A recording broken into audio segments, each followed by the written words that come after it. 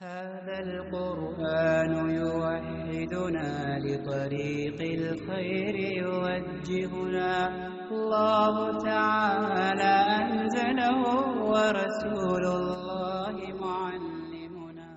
الحمد لله رب العالمين والصلاة والسلام على رسوله محمد وعلى آله وأصحابه أجمعين أما بعد فأعوذ بالله السميع العليم من الشيطان الرجيم بسم الله الرحمن الرحيم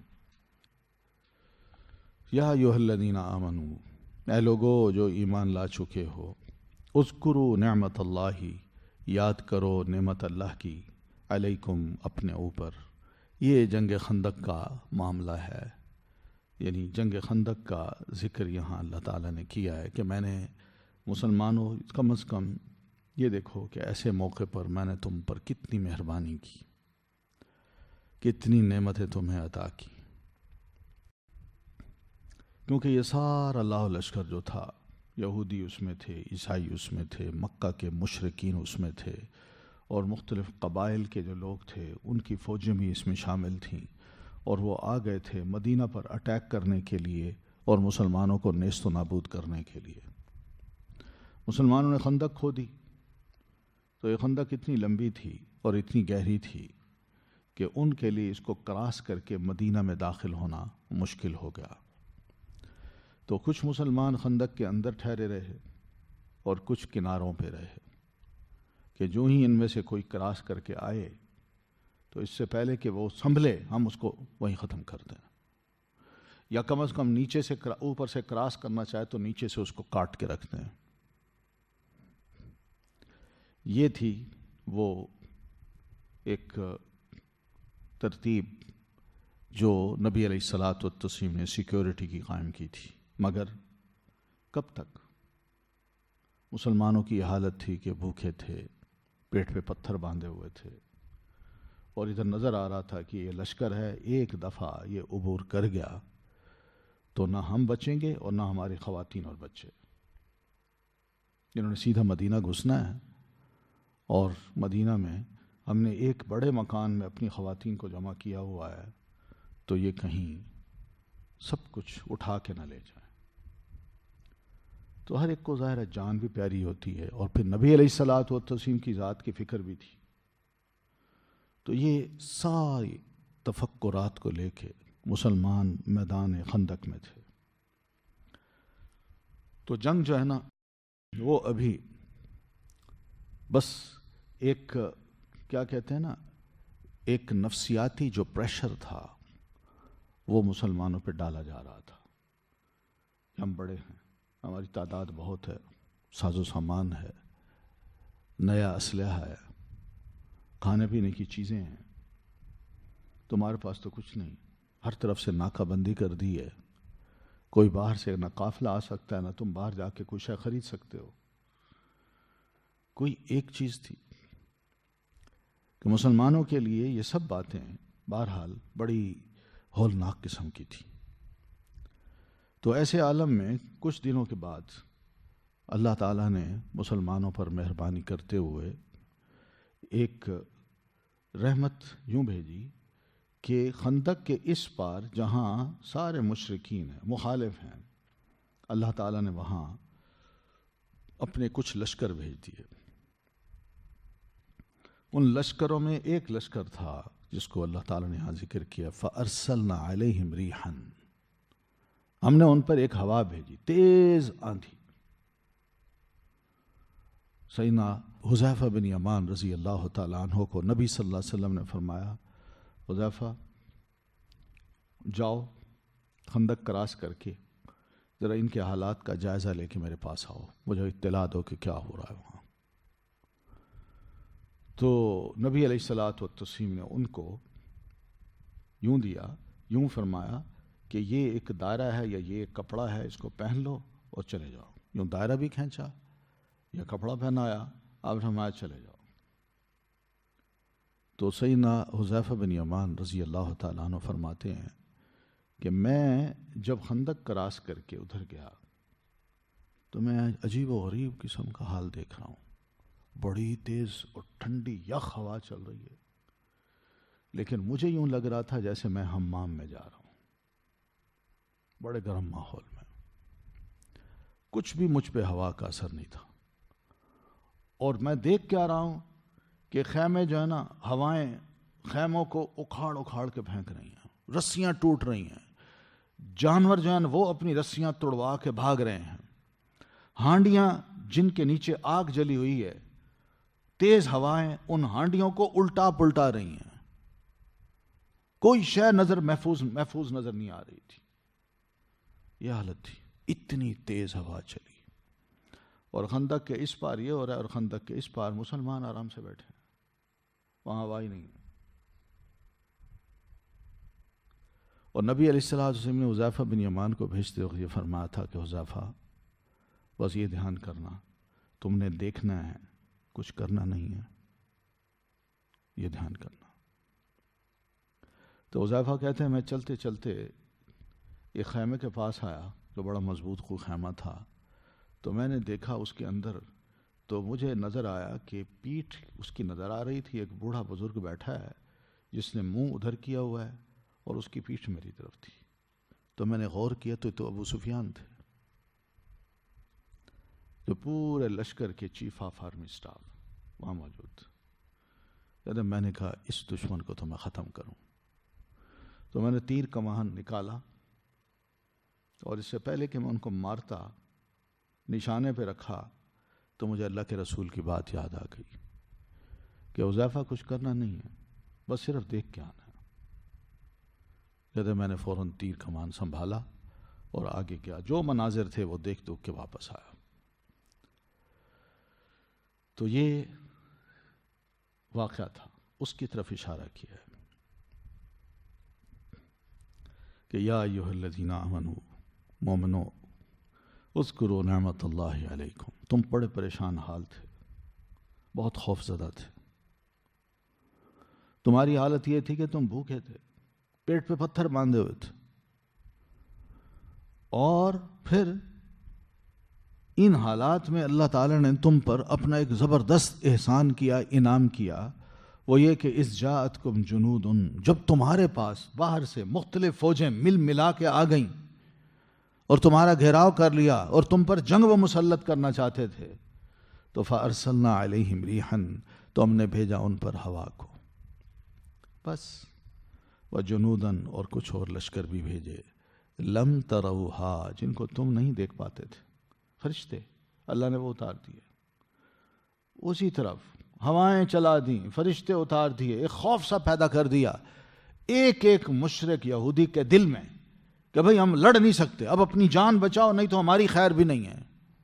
باوجود اس کی کہ بڑی تعداد تھی ان کی، اور مسلمان تو ان کے مقابلے میں سینکڑوں میں تھے، یہ ہزاروں کی تعداد میں تھے، مگر اللہ نے لشکر ایسا اتارا، اس لشکر نے، فرشتوں نے ایک ایک کافر کے دل کے اندر ایک خوف سا پیدا کر دیا کہ بچنا ہے تو ابھی نکل چلو ورنہ تمہاری خیر نہیں، اور اس نے سب کچھ چھوڑا، جو ہاتھ میں آیا اس کو لیا اور دوڑا۔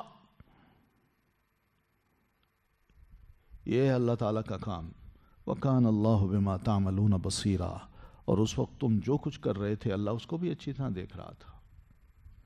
اور مسلمان کیا کر رہے تھے؟ بس یہی کہ اسلام کا دفاع کرنا ہے، جان جاتی ہے تو جائے، مگر اس خندق کے عبور کسی کافر کو نہیں ہونے دینا، خندق عبور نہیں کرنے دینا کسی کافر کو۔ بڑے سچے جذبے تھے، بھوکے تھے، پیاسے تھے، خوف زدہ تھے، لیکن اس سودے کو وہ قبول کر چکے تھے کہ اپنا دفاع اور مسلمانوں کا دفاع، مدینہ کا اور نبی علیہ السلام کا دفاع کرنا ہے، اور ان کے سامنے ڈٹ جانا ہے، پیچھے نہیں ہٹنا۔ اذ جاؤکم، جب وہ آئے تمہارے پاس، من فوقکم، تمہارے اوپر سے، ومن اسفل منکم، اور نیچے سے تمہارے۔ یہ منظر بتایا کہ مسلمانوں تم تو مدینہ میں تھے اور خندق کے اس پار تھے، ورنہ چاروں طرف سے تمہارے اوپر سے بھی نیچے سے بھی، یعنی پہاڑی علاقوں کو بھی کراس کر کے لوگ آئے، فوجیں آئیں تمہیں لڑنے کے لیے، اور پھر اسی طرح میدانی علاقوں سے بھی فوجیں آئیں، یعنی کوئی مکہ سے آ رہا ہے، کوئی خیبر کے قلعوں سے نیچے اتر رہا ہے، کوئی مختلف قبائل جو ادھر ادھر کے صحرائی ہیں وہ آ رہے ہیں، تو یہ سب چڑھائی کرنے کے لیے آئے، اور اس وقت تمہاری حالت یہ تھی کہ تمہاری نگاہیں پھر گئیں، یعنی خوف زدہ ہو کے انسان کی نگاہ پھر جاتی ہے اور دل جو ہے نا وہ دھک دھک کرتے کرتے ایسے اوپر تک آتا ہے خوف زدہ ہو کے. اور پھر اس موقع پر تم اللہ کے بارے میں مختلف قسم کے گمان کر رہے تھے. یہ مختلف گمان یہ نہیں تھے کہ اللہ تعالیٰ اور رسول اللہ صلی اللہ علیہ وسلم نے خام خام میں جہاں جمع کر دیا، نعوذ باللہ، بلکہ یہ تھے کہ پتہ نہیں اللہ مہربان ہوتا ہے کہ نہیں، ہماری کوئی غلطیاں تو نہیں، کوئی گناہ تو نہیں، ہم نے نبی علیہ الصلاۃ والتسلیم کی جو اطاعت ہے، آپ کی جو فرما برداری ہے، اس میں کہیں کوئی ایسی نافرمانی تو نہیں کی جیسے جنگ احد میں ہوئی تھی، کہیں ایسا تو نہیں کہ یہ ہم پر چڑھ دوڑیں، کوئی شہید ہو جائے، نبی علیہ الصلاۃ والتسلیم کو شہید کر دیں یا کسی کو قید کر لیں اور مدینہ میں داخل ہو کے بچوں کو، عورتوں کو نہ قتل کر دیں یا ان کو غلام نہ بنا لیں. یہ خیالات تھے، ایک انسان تھے، اور اس طرح کے خیالات آتے ہیں جب دشمن کا سامنا کرنا پڑے تو. ہنالک، اللہ فرماتے ہیں اس مقام پر، ابتلیا، آزمائے گئے، المؤمنون، سب مومن، وزلزلوا، اور ہلا مارے گئے، زلزالا شدیدا، ہلا مارنا بڑا سخت. یہ موقع ہی ایسا تھا کہ مومن کو اللہ تعالیٰ نے بڑا آزمایا، بہت بڑی آزمائش تھی. اور اس آزمائش میں الحمدللہ کسی مسلمان نے غداری نہیں کی، کوئی بکا نہیں، کوئی اپنے ایمان کا سودا نہیں کر بیٹھا، بلکہ وہ تو اس موقع پر جب خندق کو کھود رہے تھے اور مٹی کو خندق سے نکال کے باہر پھینک رہے تھے، تو اس موقع پر یہ صحابہ، چاہے وہ مہاجر تھے یا انصاری، یہ کہہ رہے تھے کہ نحن الذین بایعوا محمدا علی الجہاد ما بقینا ابدا. ہم تو وہ لوگ ہیں جنہوں نے محمد صلی اللہ علیہ وسلم کے ہاتھ پر بیعت کی ہے کہ اللہ کے رسول، جب تک ہم زندہ ہیں، آخری سانس تک ہم جہاد کرتے رہیں گے، اسلام کا بچاؤ کرتے رہیں گے، اسلام کا دفاع کرتے رہیں گے. اور نبی علیہ الصلاۃ والتسلیم ان کے یہ شعر سن کے آپ بھی جواب میں فرماتے، اللہم انہ لا خیر الا خیر الآخرہ فبارک فی الانصار والمہاجرہ. اے اللہ، کوئی بھلائی نہیں، کوئی خیر نہیں، ہاں اگر خیر ہے تو صرف آخرت میں ہے، وہ جنت ہے. تو اے اللہ، انصاریوں اور مہاجروں میں مزید برکت پیدا فرما. اور ایک اس طرح ہے کہ فنصر الانصار والمہاجرہ، انصاریوں اور مہاجروں کی اللہ تو مدد فرما، نصرت فرما. تو یہ جذبے تھے، یہ ایمان کی حرارت تھی کہ مسلمان باوجود سخت بھوک کے اور موسم کے، خراب موسم کے، ڈٹے ہوئے تھے کہ کچھ بھی ہے ہم سب کچھ بھول جائیں، اسلام کی خاطر سب کچھ قربان کر دیں، مگر اپنے دکھوں کو، اپنی تکلیفوں کو ہم خاطر میں نہ لائیں، ان کا خیال تک نہ آئے. پیٹ پہ پتھر باندھے ہوئے ہیں، بچے پیچھے چھوڑے ہوئے ہیں، عورتیں کہیں بند ہیں، اور نبی علیہ الصلاۃ والتسلیم کی خدمت کے لیے حاضر ہیں اور دین کے لیے حاضر ہیں. تو یہ واقعی بڑی زبردست آزمائش تھی. اللہ فرماتے ہیں وہ آزما لیے گئے، ابتلی المؤمنون، یعنی آزمائے گئے مومن، یعنی اللہ نے ان کی آزمائش کر ڈالی اور واقعی مسلمان اس آزمائش پہ پورے اترے. وَزُلْزِلُوا زِلْزَالًا شَدِيدًا، اور ان کو اللہ تعالیٰ نے بڑا زبردست ہلایا، ان کا ہلنا بھی اللہ تعالیٰ نے دیکھ لیا، مگر ان کے پائے ثبات میں کوئی لغزش نہیں آئی، ڈٹے رہے. یہ تو تھا اہل ایمان کا حال.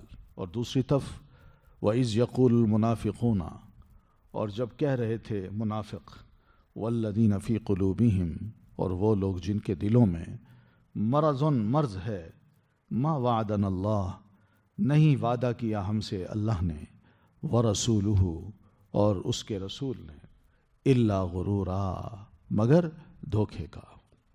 یہاں اللہ تعالیٰ نے جنگ احزاب میں جو منافق موجود تھے اور مسلمانوں کے صفوں میں شامل تھے، ان کے رویے کو بیان کر کے انہیں ذلیل اور رسوا کیا ہے کہ یہ کس طرح چاہتے تھے کہ ہم جو نبی علیہ الصلاۃ والتسلیم سے کیا ہوا عہد ہے اس کو توڑ سکیں، اور کوئی راہ ایسی ملے کہ ہم میدان جنگ سے فرار ہو سکیں، اور نبی علیہ الصلاۃ والتسلیم کو جھوٹے قسم کے عذر لا لا کے وہ پیش کرتے تھے، اور اللہ جانتا تھا کہ ان کے دلوں میں کیا ہے۔ تو اللہ فرماتے ہیں وَإِذْ يَقُولُ الْمُنَافِقُونَ، اور اللہ کے رسول جب منافق کہہ رہے تھے، یہ منافقوں میں سے کچھ لوگ تھے کہ آپس میں یہ کہہ رہے تھے کہ اس رسول نے تو ہمیں وعدہ دیا ہے، بھائی تسلی دلا رکھی ہے کہ ہم نے جو کسرا کی سپر پاور ہے یا روم کی سپر پاور ہے اس کو فتح کرنا ہے، اور بھائی کہاں وہ فتح کرنا ہے، یہاں تو فتح کر لیں، یہاں تو بھوک ہے، یہاں تو پیاس ہے، یہاں تو اتنا دشمن آ گیا کہ اپنی جان بچانا بھی مشکل ہو گیا ہے،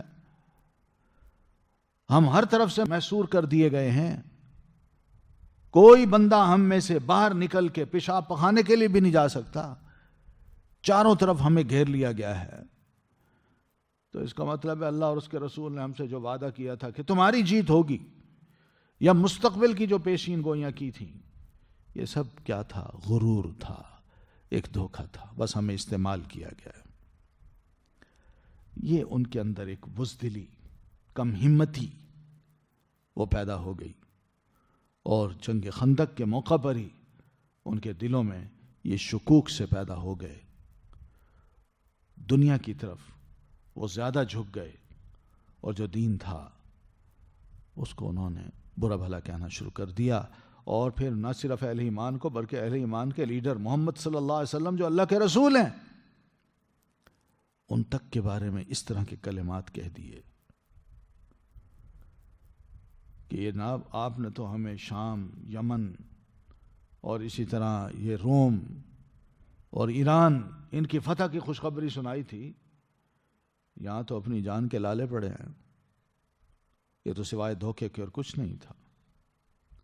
وَإِذْ قَالَتْ طَائِفَةٌ مِّنْهُمْ، اور جب کہہ رہا تھا ایک گروہ ان میں سے، یا اہل یثرب، اے اہل یثرب، لا مقام لکم، نہیں کوئی جگہ ٹھہرنے کی تمہارے لیے، فرجعوا، پس لوٹ چلو، وَيَسْتَأْذِنُوا، اور اجازت مانگ رہا تھا ایک فریقن، ایک گروہ، منہم انہی میں سے، النبی، نبی صلی اللہ علیہ وسلم سے، یقولون، وہ کہہ رہے تھے، ان بیوتنا، بے شک ہمارے گھر تو عورتن، غیر محفوظ ہیں، وما ہی بعورت، حالانکہ نہیں تھے وہ غیر محفوظ، ان یریدون، نہیں وہ چاہتے تھے، الا فرارا، مگر بھاگنا۔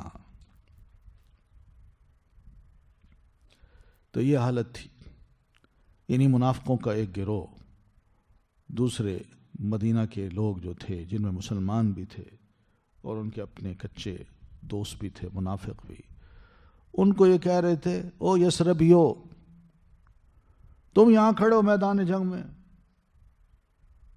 یاد رکھو یہاں کھڑے ہو گئے تو تمہاری کوئی جگہ نہیں ہے یہاں کھڑے ہونے کی، یہاں تو دشمن تمہیں کچا چبا جائے گا، وہ اتنی بڑی تعداد میں ہے کہ تم ان کا کیا مقابلہ کر سکو گے، اس لیے تمہارے یہاں ٹھہرنے کی جگہ نہیں ہے، اب بھاگو یہاں سے، فرجعو، بس تم لوٹ جاؤ۔ کہاں لوٹ جاؤ؟ شہر میں، مدینہ میں، یثرب میں چلے جاؤ، اپنے گھروں میں جا کے گھس کے بیٹھ جاؤ، یعنی نبی علیہ الصلاۃ والتسلیم کے لشکر کو چھوڑ دو اور فرار ہو جاؤ اس مقام سے۔ یہ اس طرح کی باتیں کر رہے تھے، یہ کم ہمت کی باتیں ہیں، یہ غداریاں ہیں، یہ فوج کا، مسلمانوں کا، لڑنے والوں کا مورائل جو ہے وہ کم کرنا ہے، کم ہمت کرنا ہے، ان کو بزدل بنانا ہے، دشمن کا خوف ان کے دلوں میں مسلط کرنا ہے۔ یہ ہوتے ہیں انہی کے کارندے، بکاؤ مال، جو یہاں سے جان بچا کے کل کو انہی کو جا کے کہیں گے ہم نے تو یہ پروپیگنڈا کیا تھا تب تو تم جیتے ہو، اگر ہم نہ ہوتے تو مسلمان تو اس طرح تیار تھے تمہیں مارنے کے لیے۔ تو گویا کہ اپنی دوستیاں بھی ظاہر کرتے ہیں ان سے، اور جملے ایسے بولتے ہیں کہ دشمن بھی کل کو یہ سمجھ لے کہ ہم ان کو جب چاہیں استعمال کر سکتے ہیں. اور یہ حقیقت ہے، میں حقیقت بتا رہا ہوں. یہ آج بھی یہ ہو رہا ہے. آج دیکھ لیں مسلم ورلڈ میں امریکن جیو جو ہیں، امریکن جیو ہے، امریکن گورنمنٹ ہی ان کو بھیجتی ہے. اب وہ امریکی بن کے جب مسلمان ملک میں آتا ہے، کسی بھی مسلمان ملک میں، تو ان کو یہ پتا ہے کہ اس مسلمان ملک میں زیادہ تر تعداد جو ہے وہ کن کی ہے؟ اہل سنت کی ہے. تو وہ کیا کرتے ہیں کہ اپنے لوگوں میں سے، ہمارے اندر کے لوگوں میں سے، جن کو وہ سمجھتے ہیں کہ یہ بندہ ہمارا اعلی کار بن سکتا ہے، اس کو کہتے ہیں، باقاعدہ امبیسیاں کہتی ہیں کہ آپ چونکہ بڑے اچھے ہیں، ہمارا یہ وفد آ رہا ہے، آپ ذرا ان کے ساتھ فلاں جگہ پہ وزٹ بھی کر لیجئے اور ان کو سمجھائیے بھی صحیح، یہ آپ کی بڑی ایک عزت بھی ہوگی اور ہماری بھی عزت ہوگی. اور بڑے فخر سے ان کے ساتھ لگ جاتے ہیں. ان کو پتہ ہے کہ یہ لوگ ٹاؤٹ ہیں، ہم ان کو جب چاہیں خرید سکتے ہیں. تو وہ جو کے ساتھ اٹھتے ہیں، بیٹھتے ہیں، ان کو گھماتے ہیں، پھراتے ہیں. اور جو ہے نا، وہ اپنا پورا لباس پہنا، اس نے پھر ٹوپی بھی لگائی ہوئی، وہ آتے ہیں جاتے ہیں. ہے جو مگر ہے امریکن. اسرائیل سے تو ہمارے تعلقات خراب ہیں، وہ تو نہیں آ سکتے، مگر یہ لوگ امریکہ کا پاسپورٹ رکھتے ہوئے ہمارے ہاں آ جاتے ہیں. تو اس طرح آ کے اپنے ہی ہمارے اندر کے جو لوگ ہیں وہ خوش ہوتے ہیں، ایسے لوگوں کو ویلکم کہتے ہیں. اور انہی لوگوں کے ساتھ وہ گھومتے ہیں، پھرتے ہیں، مختلف جگہیں دکھاتے ہیں، مختلف لوگوں سے ملواتے ہیں، اور یوں محسوس کراتے ہیں جیسے ہم اس لیے آئے ہیں کہ ہم آپ کے اسلام کو جان سکیں اور آپ ہماری یہودیت اور عیسائیت کو جان سکیں. لیکن آ کے جو سوال کرتے ہیں، ان سوالوں میں ان کی وزٹ کا ایک مقصد پورا ہو جاتا ہے کہ وہ جان لیں کہ سیریا میں مسلمان آپس میں کیسے بٹے ہوئے ہیں، مصر میں کیا حالات ہیں ان کے، لیبیا میں کیا ہے، کشمیر میں کیا ہے، انڈیا میں کیا ہے، افغانستان میں کیا ہے، پاکستان میں کیا ہے. یہ سب ایسے لوگ ہیں. تو ایسے لوگ جو ہیں بیچ میں موجود ہوتے ہیں، اور یہی لوگ ہیں جو ان کی پھر نمائندگی اپنے بیانات کے ذریعے کرتے ہیں، اپنے عمل کے ذریعے کرتے ہیں. تو بہرحال یہ ہے وَإِذْ قَالَتْ طَائِفَةٌ مِّنْهُمْ. اور انہی منافقوں میں سے ایک گروہ نے یہ جب کہا، یا اہل یثرب، اے یثربیو، لا مقام لکم، کوئی ٹھہرنے کی جگہ نہیں ہے تمہارے لیے یہاں اس میدان میں، نہیں بچو گے، تم مار دیے جاؤ گے. دشمن بڑا مسلح ہے، طاقتور ہے، تم اس کے مقابلے میں کمزور ہو، تھوڑے ہو. اس لیے لا مقام لکم فرجعوا، یہاں سے لوٹ جاؤ، اپنے گھروں میں جا کے بیٹھ جاؤ. اور دوسری طرف وَيَسْتَأْذِنُ فَرِيقٌ، اور اجازت مانگ رہا تھا ایک گروہ، منہم، انہی منافقوں میں سے، النبی، یا نبی صلی اللہ علیہ وسلم سے. میدان جنگ میں دشمن سامنے ہے اور نبی علیہ السلام کے پاس آ کے گروہ آپ سے اجازت مانگتا ہے کہ اللہ کے رسول ہمیں اجازت دیجیے ہم واپس آئیں. اور بھئی کیوں؟ اس لیے یقولون ان بیوتنا عورہ، وہ کہتے ہیں کہ بے شک ہمارے گھر غیر محفوظ ہیں. یعنی ہم پتہ نہیں یہ دشمن کہیں ایسا نہ ہو کہ وہ مدینہ میں گھس گیا ہو اور گھس کے پھر ہمارے گھروں میں خواتین اور بچے ہیں، کہیں وہاں خدا نخواستہ ان کے اندر داخل نہ ہو گیا، گھروں کے اندر، اور ہمارے بچوں اور خواتین کو ذلیل نہ کر رہا ہو. تو اس لیے ہم ہوں گے تو اپنے گھروں کو محفوظ کر سکیں گے. تو ہم اس لیے جانا چاہتے ہیں کہ ہم گھر کی چار دیواری کے اندر بیٹھ کے کم از کم اپنے بچوں کی حفاظت تو کریں، اپنی بیویوں کی حفاظت تو کریں. اللہ فرماتے ہیں وَمَا هِيَ بِعَوْرَةٍ، حالانکہ نہیں ہے وہ غیر محفوظ. وہ اسی طرح کہ جب نبی علیہ السلام نکلے تھے تو ساری خواتین کو ایک بہت بڑا حال نما ایک علاقہ تھا جس کی چار دیواری تھی اور اس کا ایک گیٹ تھا. آپ نے تمام خواتین اور بچوں کو ان میں بھیج دیا کہ تم یہاں رہو. اور وہاں باہر سیدنا حسان بن ثابت رضی اللہ تعالیٰ عنہ کو کھڑا کر دیا کہ حسان تم نے یہاں نگرانی کرنی ہے. کوئی بھی آئے بس اس کو دیکھنا ہے، کافی ہے۔ تو جیسا کہ ہم جانتے ہیں کہ اسی موقع پر ادھر مسلمان ہیں اور ادھر ایک جو نکلا تھا، وہ آیا اور آ کے نا اسی گھر چار دیواری احاطے کی جو چار دیواری ہے اس چار دیواری کے چاروں طرف یوں گھومتے گھومتے قریب آیا تو سیدہ صفیہ جو نبی علیہ الصلوۃ والتسلیم کی پھوپھی ہیں انہوں نے اس قتل کیا اور لاش وہیں چھوڑ دی تاکہ کوئی آنے والا اگر آئے تو وہ دیکھ لے کہ یہاں خیر نہیں ہے، لوگ موجود ہیں، ہمارے کسی بندے کو قتل کر کے باہر پھینکا ہوا ہے، اگر ہم بھی گئے تو ہماری خیر نہیں ہوگی۔ تو یہ اس قدر جرت مند تھیں خواتین ہماری۔ تو بہرحال اس طرح نبی علیہ الصلوۃ والتسلیم کو اللہ تعالیٰ نے فرمایا وما ہی بعورہ، حالانکہ وہ غیر محفوظ نہیں تھے، اللہ ان کی نگرانی کر رہا تھا، اور مرد بوڑھے بزرگ سیدنا حسان بن ثابت تو وہاں موجود تھے، مگر عورتوں میں بھی بہادری تھی، وہ بڑی دلیر تھیں، وہ ان کا مقابلہ کرنا جانتی تھی۔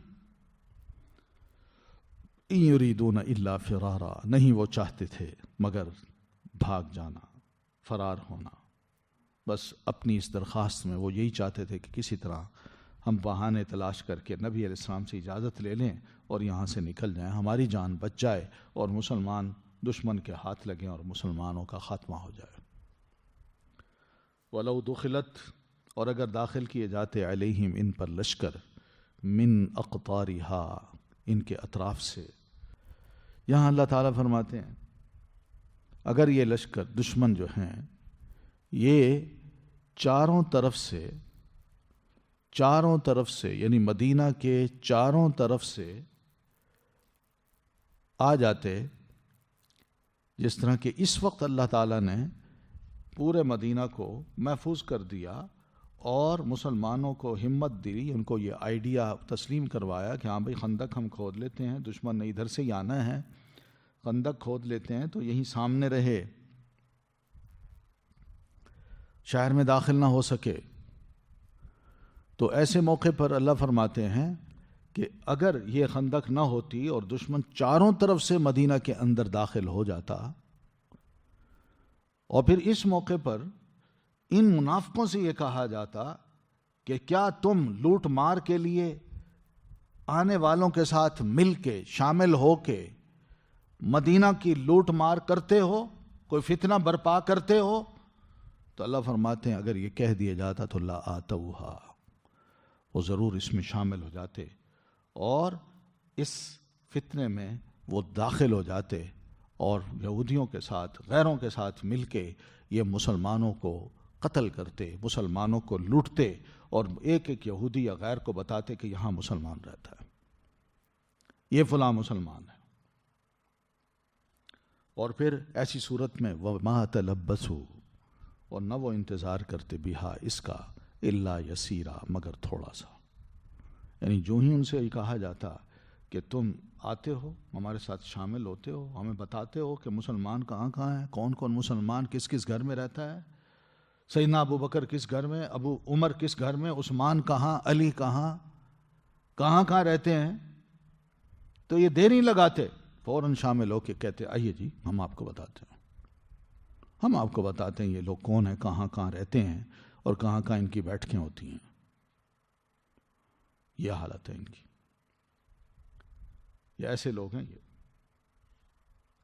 وَلَقَدْ، اور البتہ تحقیق، کانو تھے وہ، عاہد اللہ، وہ عہد کر چکے تھے اللہ سے، من قبل، اس سے پہلے، لا یولونا، کہ نہ وہ پھیریں گے، الادبار، پیٹھوں کو، وکان عہد اللہ، اور ہے عہد اللہ کا، مسئولا، پوچھا جانے والا۔ جبکہ ان سے پہلے ایک عہد لیا جا چکا ہے کہ بھئی میدان احد سے تم بھاگ گئے تھے، تم بتاؤ مسلمان ہو کہ کون ہو؟ تو انہوں نے کہا یہ کمزوری تھی، یہ وجہ تھی، یہ غلطی ہوئی تھی، معاف کر دیں۔ اب آئندہ کے لیے ہم وعدہ کرتے ہیں کہ کبھی رسول اللہ صلی اللہ علیہ وسلم کو نہیں چھوڑیں گے اور میدان جنگ سے فرار ہونے کی کوئی صورت بھی ہم اختیار نہیں کریں گے اور نہ بہانے بنائیں گے، ثابت قدم رہیں گے نبی علیہ السلام کے ساتھ۔ تو اللہ فرماتے ہیں یہ پہلے سے، یعنی اس جنگ میں آنے سے پہلے، خندق میں آنے سے پہلے یہ اللہ کے ساتھ اور رسول اللہ کے ساتھ پکا وعدہ کر چکے تھے کہ ہم ثابت قدم رہیں گے، مگر انہوں نے کیا کیا ہے کہ اب اس طرح کے بہانے تلاش کر رہے ہیں۔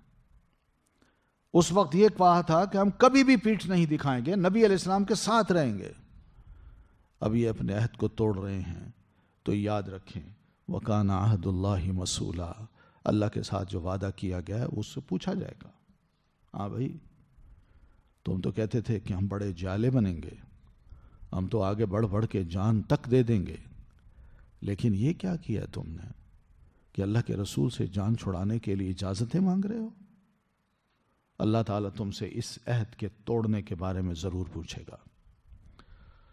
قل، کہہ دیجئے، لن ینفعکم، ہرگز نہ فائدہ دے گا تمہیں، الفرار، بھاگنا، ان فررتم، اگر تم فرار ہو جاؤ، من الموتی، موت سے، او القتل، یا قتل سے، وَإِذَن، اور تب، لا تمتعون، نہ تم فائدہ دیے جاؤ گے، الا قلیلا، مگر بہت تھوڑا۔ اللہ فرماتے ہیں ان سے کہہ دیجئے اگر بالفرض تم اس میدان جنگ کو چھوڑ کے بھاگ بھی جاؤ، کسی بہانے سے جان چھڑا کے یہاں سے نکل جاؤ، تو اتنی بات یاد رکھو، تمہارا یہ بھاگنا تمہیں بالکل فائدہ نہیں دے گا۔ کیوں؟ تم ڈرتے ہو موت سے، قتل سے، شاید یہی سوچتے ہوئے کہ شاید اس طرح ہم بچ گئے تو ہماری عمریں ذرا بڑھ جائیں گی، ہم کچھ دن مزید جی لیں گے، تو بالفرض تم یہاں سے بھاگ کے واپس بھی چلے جاؤ تو کتنا عرصہ جیو گے، کتنا عرصہ عیش کرو گے؟ تو یہ دنیا ہے، دنیا، اس دنیا میں تمہاری موت کا وقت اللہ نے مقرر کر رکھا ہے، اور وہ تھوڑا سا ہے، بس وہ تھوڑا سا تم نے فائدہ اٹھانا ہے، اور اس کے بعد جب تم ہمارے پاس آئے تو پھر ہم ہوں گے اور تم ہوگے، پھر تمہیں جو سزا ہم نے دینی ہے اس کا تم تصور ہی نہیں کر سکتے۔ تو یہ دنیا جتنی بھی ہو، انسان کو مل جائے، موت سے بھاگنے بزدل بنے، قتل کے ڈر سے بھاگے بزدل بنے، تو ساری دنیا بھی اس کو مل جائے نا، تو آخرت کے مقابلے میں یہ پھر بھی قلیل ہے، قلیل۔ یہ قلیل آ کے جو لفظ ہے نا، اس کو بھی ذرا سمجھیے گا کہ ساری کی ساری دنیا بھی انسان کو مل جائے، آخرت کے مقابلے میں یہ دنیا بالکل قلیل ہے۔ قل، کہہ دیجئے، من ذا الذی، کون ہے وہ جو، یعصمکم، بچائے گا تمہیں، من اللہ، اللہ سے، اللہ کے رسول ان لوگوں سے، ان منافقوں سے جو آپ سے اجازت مانگ رہے ہیں کہ کسی طرح ہمیں جانے دیجئے، اور یہ بہانے کر رہے ہیں کہ ہمارے گھر غیر محفوظ ہیں، یہ اصل میں قتل کے ڈر سے، موت کے ڈر سے بھاگنا چاہتے ہیں۔ تو ان سے کہیے کہ اگر اللہ تعالیٰ تمہارے بارے میں یہ فیصلہ کر لے کہ میں نے تمہیں یہ نقصان پہنچانا ہے، تمہیں یہ بیماری ہے، یہ تکلیف پہنچانی ہے، تمہیں قید کروانا ہے، تمہیں فلاں کے ہاتھوں قتل کروانا ہے، اگر اللہ تعالیٰ یہ فیصلہ کر لے تو کون سا ہے مائی کا لال جو آ کے تمہیں اللہ کے ان فیصلوں سے روک سکے؟ تم قتل ہو جاؤ گے، تم قید بھی کر دیے جا سکتے ہو، اگر اللہ تعالیٰ نے تمہارے بارے میں یہ فیصلہ کر لیا ہے کہ اس نے کوئی نہ کوئی تکلیف تمہیں پہنچانی ہے، تو یہاں سے تم فرار ہو کے کہاں جاؤ گے؟ وہاں بھی تکلیف تمہیں آ جائے گی، اور جب یہ تکلیف آئے گی تو تمہیں اللہ کے علاوہ کوئی بھی نہیں ہوگا جو آ کے مدد کر سکے یا دوستی نبھا سکے۔ اسی طرح اللہ یہ بھی چاہے کہ وہ تمہیں اپنی رحمت سے نوازے، تمہیں عافیت میں رکھے، تمہیں سلامت رکھے، تمہیں کوئی تکلیف نہ ہو، تم قید نہ ہو، تو پھر کون ہے جو آ کے تمہاری اس سلامتی کو اللہ کے سوا چھین سکے؟ اللہ تمہیں عافیت میں رکھنا چاہتا ہے، پھر کون ہے جو تمہیں آ کے تکلیف پہنچائے؟ سمجھو، یہ عافیت ہو یا تکلیف ہو، اس کے فیصلے اللہ نے کر رکھے ہیں، تو اس لیے اس کے فیصلوں کو مانو.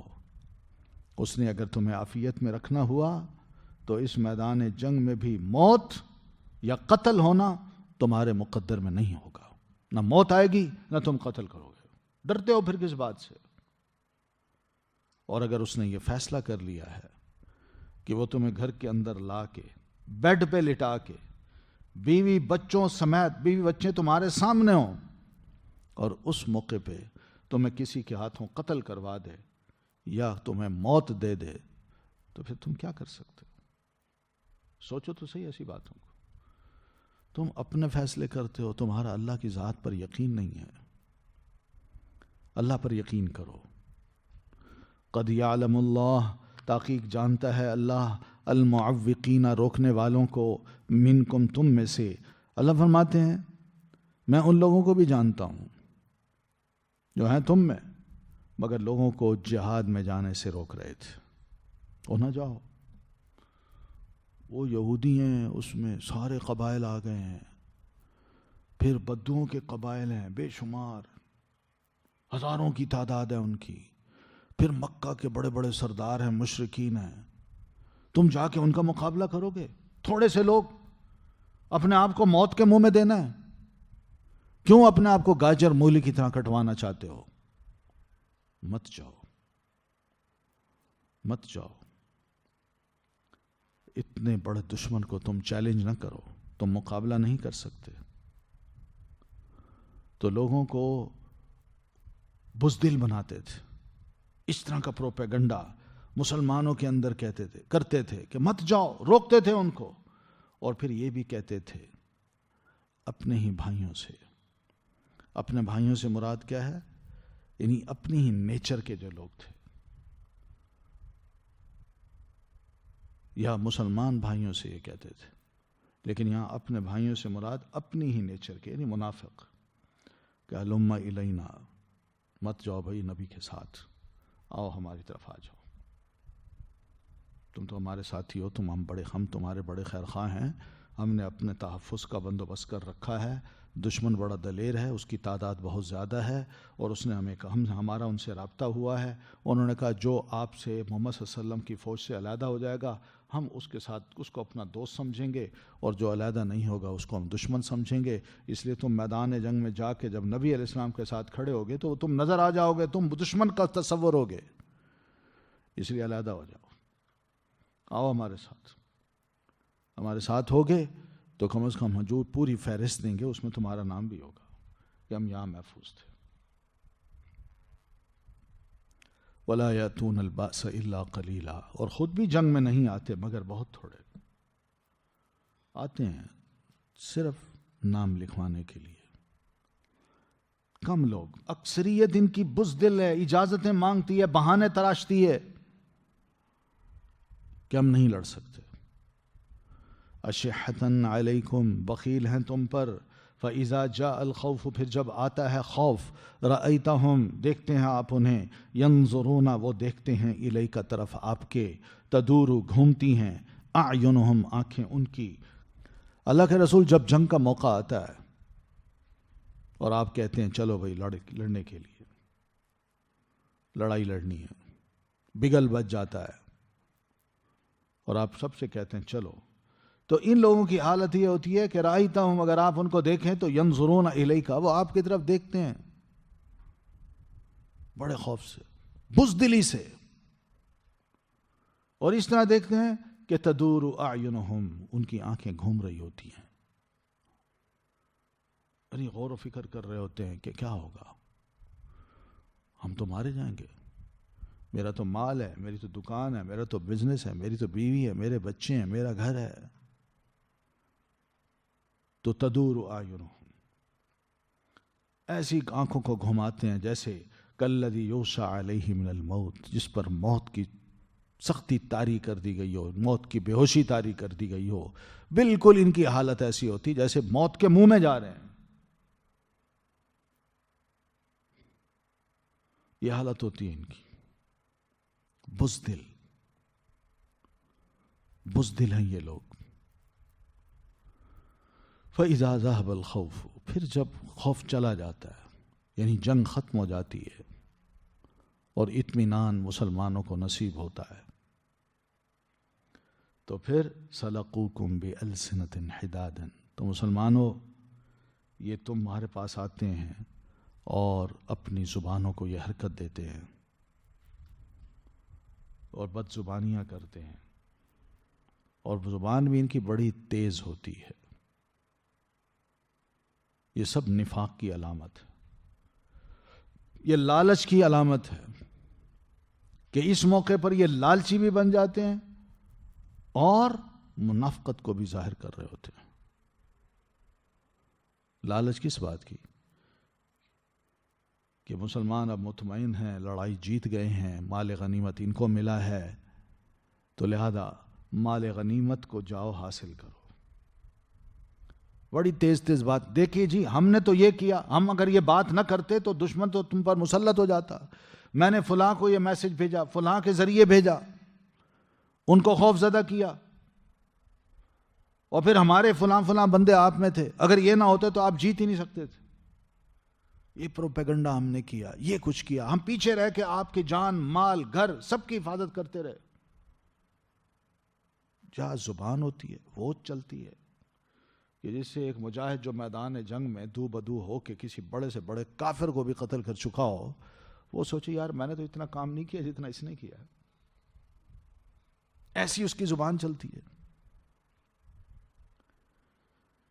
تو بہرحال کیا ہوتا ہے؟ اشحۃ علی الخیر، یہ حرص کرتے ہوئے مال پر، کہ جو مال غنیمت ہے اس کے حریص ہوتے ہیں. یہ کہ پیچھے تو رہ گئے ہیں، کوئی آ کے ہمیں ملامت نہ کرے بلکہ ہم خود چڑھائی کر دیں.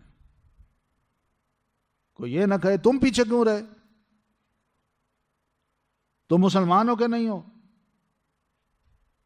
جاؤ اب تمہیں کچھ نہیں ملتا، تم مستحق ہی نہیں ہو. بلکہ یہ کہ ہم خود چڑھائی کریں، ہم کہیں کہ جناب ہم نے یہ کیا، ہم نے یہ کیا، ہم نے یہ کیا، لہذا مال غنیمت کے مستحق ہم بھی ہیں. زبان کا کمال ہے، ہوشیاری ہے. اور بہت لوگ ایسے ہوتے ہیں جو اپنے کاروبار کو بھی ایسے ہی چلاتے ہیں، بہت کچھ بڑی تیزی کے ساتھ. اولئک لم یؤمنوا، یہی وہ لوگ ہیں جو نہیں ایمان لائے. ان کا حقیقت میں یہ اندر سے مومن نہیں ہے، یہ منافق ہیں، کافر ہیں. ان کے دل کافروں سے ملتے ہیں، مسلمانوں سے اور نبی علیہ الصلوۃ والتسلیم سے یہ نفرت کرنے والے لوگ ہیں. یہ انہی کے ٹاؤٹ ہیں، انہی کے خریدے ہوئے بندے ہیں جو مسلمانوں کے اندر ہیں، مارے آستین ہیں. یہ وقت پہ دھوکہ دینے والے ہیں، مفاد پرست ہیں، ابن الوقت ہیں. فَأَحْبَطَ اللَّهُ أَعْمَالَهُمْ، تو ضائع کر دیا اللہ تعالیٰ نے ان کے اعمال کو. یہ نبی علیہ الصلوۃ والتسلیم کو جھٹلائیں، ایمان کو مانیں نہ، اللہ تعالیٰ کی وحدانیت پر ایمان نہ لائیں، تو اللہ تعالیٰ ان کے اعمال کا اجر کیسے ان کو دے؟ کون سے ان کے عمل ہیں جن پہ اللہ خوش ہو کے کہے جاؤ میں تمہارے اس نیک عمل پہ تمہیں یہ دیتا ہوں؟ تو ان کے تو سارے عمل ہی برے ہیں.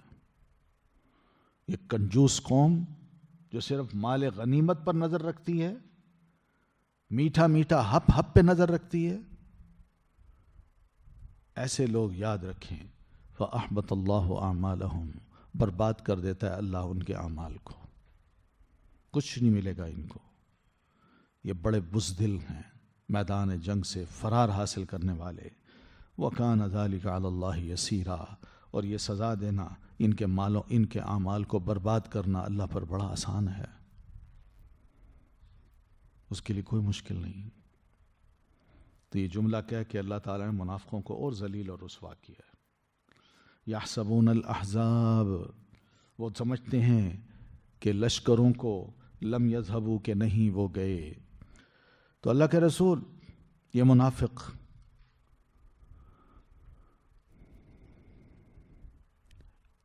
مختلف گروہ جو لڑنے کے لیے آئے ہیں، مختلف فوجیں جو ادھر ادھر سے آئی ہیں، مثلا قریشی تھے اور اسی طرح غطفان کے قبائل تھے، تو ان کے بارے میں یہ گمان یہ کرتے تھے کہ لم یذهبوا، ابھی تک یہ میدان جنگ چھوڑ کے نہیں گئے، وہ لڑیں گے، وہ مسلمانوں پر اٹیک کریں گے. وہ مسلمانوں کو جواب دیں گے. وہ اتنے بہادر لوگ ہیں، ان کا خوف ان کے دلوں میں اتنا بیٹھا ہوا ہے، بزدل بنے پھرتے ہیں. دشمن کا خوف ایسا، یہ بزدلی کی بہت بڑی بزدلی کی علامت ہے، رسوائی اور ذلت کی علامت ہے کہ اللہ تعالیٰ نے تو وہاں پر ہوائیں بھیج کے ان کے خیمے تک اکھڑوا دیے، جانور رسیاں توڑوا کے بھاگ گئے، اور اسی طرح ان کی ہانڈیاں الٹ دی گئیں. ان کو ایک ایک شخص کو اپنے لالے پڑے ہوئے تھے، جدھر بھی اس کا منہ تھا ادھر وہ دوڑا. تو یہ ان کے بارے میں یہ کہیں کہ نہیں جی نہیں، وہ تو یہی ہیں، وہ تو ابھی گئے نہیں. یعنی مسلمانوں کو اللہ تعالیٰ کی طرف سے جو مدد آئی، وہ مدد مسلمانوں کو خوش کر رہی تھی، مگر یہ اندر بیٹھ کے مسلمانوں کے اندر خوف پیدا کر رہے ہیں، بھئی وہ موجود ہیں، وہ بھی گئے نہیں. یہ حالت ہوتی ہے ٹاؤٹس کی، بکے ہوئے مال کی، منافق کی، کہ جیتا ہوا مسلمان بھی جو اللہ کی رحمت سے جیتا ہے، اس کے اندر بھی ایک خوف پیدا کر دیا جائے کہ وہ اتنا خوش نہ ہو. وَإِن يَأْتِ الْأَحْزَابُ، اور اگر آ جائیں یہ گروہ، یعنی اللہ فرماتے ہیں بالفرض اگر یہ گروہ واپس بھی آ جائیں، جیسے یہ کہتے ہیں نہیں گئے، واپس آ جائیں لڑائی لڑنے کے لیے، اٹیک کر دیں مسلمانوں پر، تو سب سے پہلے یہی لوگ ہوں گے کہ یودو، یہ دل سے چاہیں گے، لو انہم بادون فی الاعراب، کاش کہ وہ ہوتے باہر رہنے والے عرابیوں میں، شہر کے نہ ہوتے، بدوؤں کے پاس رہتے اور بدوؤں کی طرح ادھر ادھر آتے جاتے، اور پھر یسألون عن انبائکم، تو مختلف آنے جانے والوں سے مسلمانوں کی حالت کے بارے میں، ان کی خبروں کے بارے میں پوچھتے رہتے. کیا بنا، رسول اللہ صلی اللہ علیہ وسلم جیتے یا منافقین یا کافر جیتے، کس نے شکست کھائی، کون آیا، کون مارا گیا، کیا حال ہے، کتنی ترقی ہوئی، یا کون بس یہ ساری چیزیں جو ہے نا ان کی خواہش ہے. مگر بیچ میں خود نہیں آئیں گے، وہ یہ بھی نہیں چاہیں گے کہ ہم مدینہ میں رہیں، وہ یہ بھی نہیں چاہیں گے کہ ہم رسول اللہ صلی اللہ علیہ وسلم کے ساتھ مل کے ان کفار کا مقابلہ کریں، کیونکہ دل سے انہی کے اندر سے، دل سے انہی کے ساتھ ہیں، بزدل ہیں. وَلَوْ كَانُوا فِيكُمْ، اور اگر یہ ہوتے تمہارے اندر، یعنی بالفرض بدوؤں میں نہ رہتے، خیموں میں نہ رہتے، مسلمانوں کے ساتھ شہر کے اندر رہتے، اور دشمن آ جاتا، وہ اٹیک کرتا، تو ان کی حالت اس وقت بھی یہ ہوتی کہ ما قاتلوا الا قلیلا، تو ان میں لڑنے والے اگر ہوتے تو بہت تھوڑے ہوتے، یا اگر یہ لڑائی بھی لڑتے نا تو بہت کم لڑائی لڑتے. زیادہ زیادہ تلوار اٹھا کے کھڑے ہیں، کوئی آنے والا ہے تو اس کو بچا رہے ہیں، مار نہیں رہے، اس کو یہ کہیں گے یار میں تمہارا ہوں، مجھے قتل نہ کرو، ہلکا ہلکا یہ کہہ دیں گے. بس اس طرح لڑیں گے نہیں کہ آگے بڑھیں، دفاع کریں، رسول اللہ صلی اللہ علیہ وسلم کے ساتھ، مسلمانوں کے ساتھ مل کے یکجان ہو کے دل کے ساتھ لڑیں، نہ، یہ نہیں کریں گے. یہ حالات ہیں ان کے، اور یہی ان کی خواہشات ہوتی ہیں. تو مسلمانوں کو سمجھا لقد کان لکم، منافقو تم بھی جو رسول اللہ صلی اللہ علیہ وسلم کے درمیان تو رہتے ہو اور منہ سے کہتے ہو آپ اللہ کے رسول ہیں، دل سے نہیں مانتے. اب بھی سوچو، لقد کان لکم، البتہ تحقیق ہے تمہارے لیے، فی رسول اللہ، اللہ کے رسول میں، اسوۃ حسنۃ، نمونہ اچھا. مومنوں کو بتایا کہ ایسے کڑے حالات میں، اتنے مشکل حالات میں اپنی قیادت کو دیکھ لو، نبی صلی اللہ علیہ وسلم کو، کہ کتنا بڑا رول ماڈل ہے یہ، کتنا خوبصورت ان کا عمل تھا اس ساری جنگ اور پروپیگنڈے کے دوران. کس طرح آپ جمے رہے ہیں، کیسی لیڈرشپ ہے، کتنا مضبوط دل ہے آپ کا، اور کتنا سہارا ہے، توکل ہے اللہ تعالیٰ کی ذات پر. تو مسلمانوں کو سمجھایا کہ مسلمانوں، یہ رسول اللہ صلی اللہ علیہ وسلم ہے تمہارے پاس، یہ تمہارے لیے بہترین رول ماڈل ہیں. ایسے بننے کی کوشش کرو. آپ کا ایک ایک عمل اس جنگ کے دوران اپنوں سے، پرایوں سے، اللہ تعالیٰ سے، اور پھر ٹیکنیک، اسٹریٹجی جو آپ نے جنگ کی اختیار کی، یہ سب، اور پھر جنگ خندق کا کھودنا، یہ بھی، یہ ساری چیزیں ایسی ہیں کہ ایک ایک مسلمان کے لیے نبی علیہ الصلاۃ والتسلیم رول ماڈل بنتے ہیں.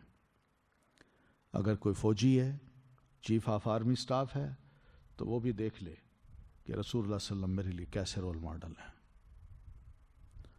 کہ آپ باوجود چیف آف آرمی سٹاف ہونے کے فوج کی قیادت بھی کرتے ہیں، فوج کا مورائل بھی بلند کرتے ہیں، اور اسٹریٹجی بھی آپ ایسی بناتے ہیں کہ دشمن کا مقابلہ ہم نے کہاں کرنا ہے، کس مقام پہ کرنا ہے، کس سائڈ سے کرنا ہے، اور اندر کے حالات کو کیسے کنٹرول کرنا ہے.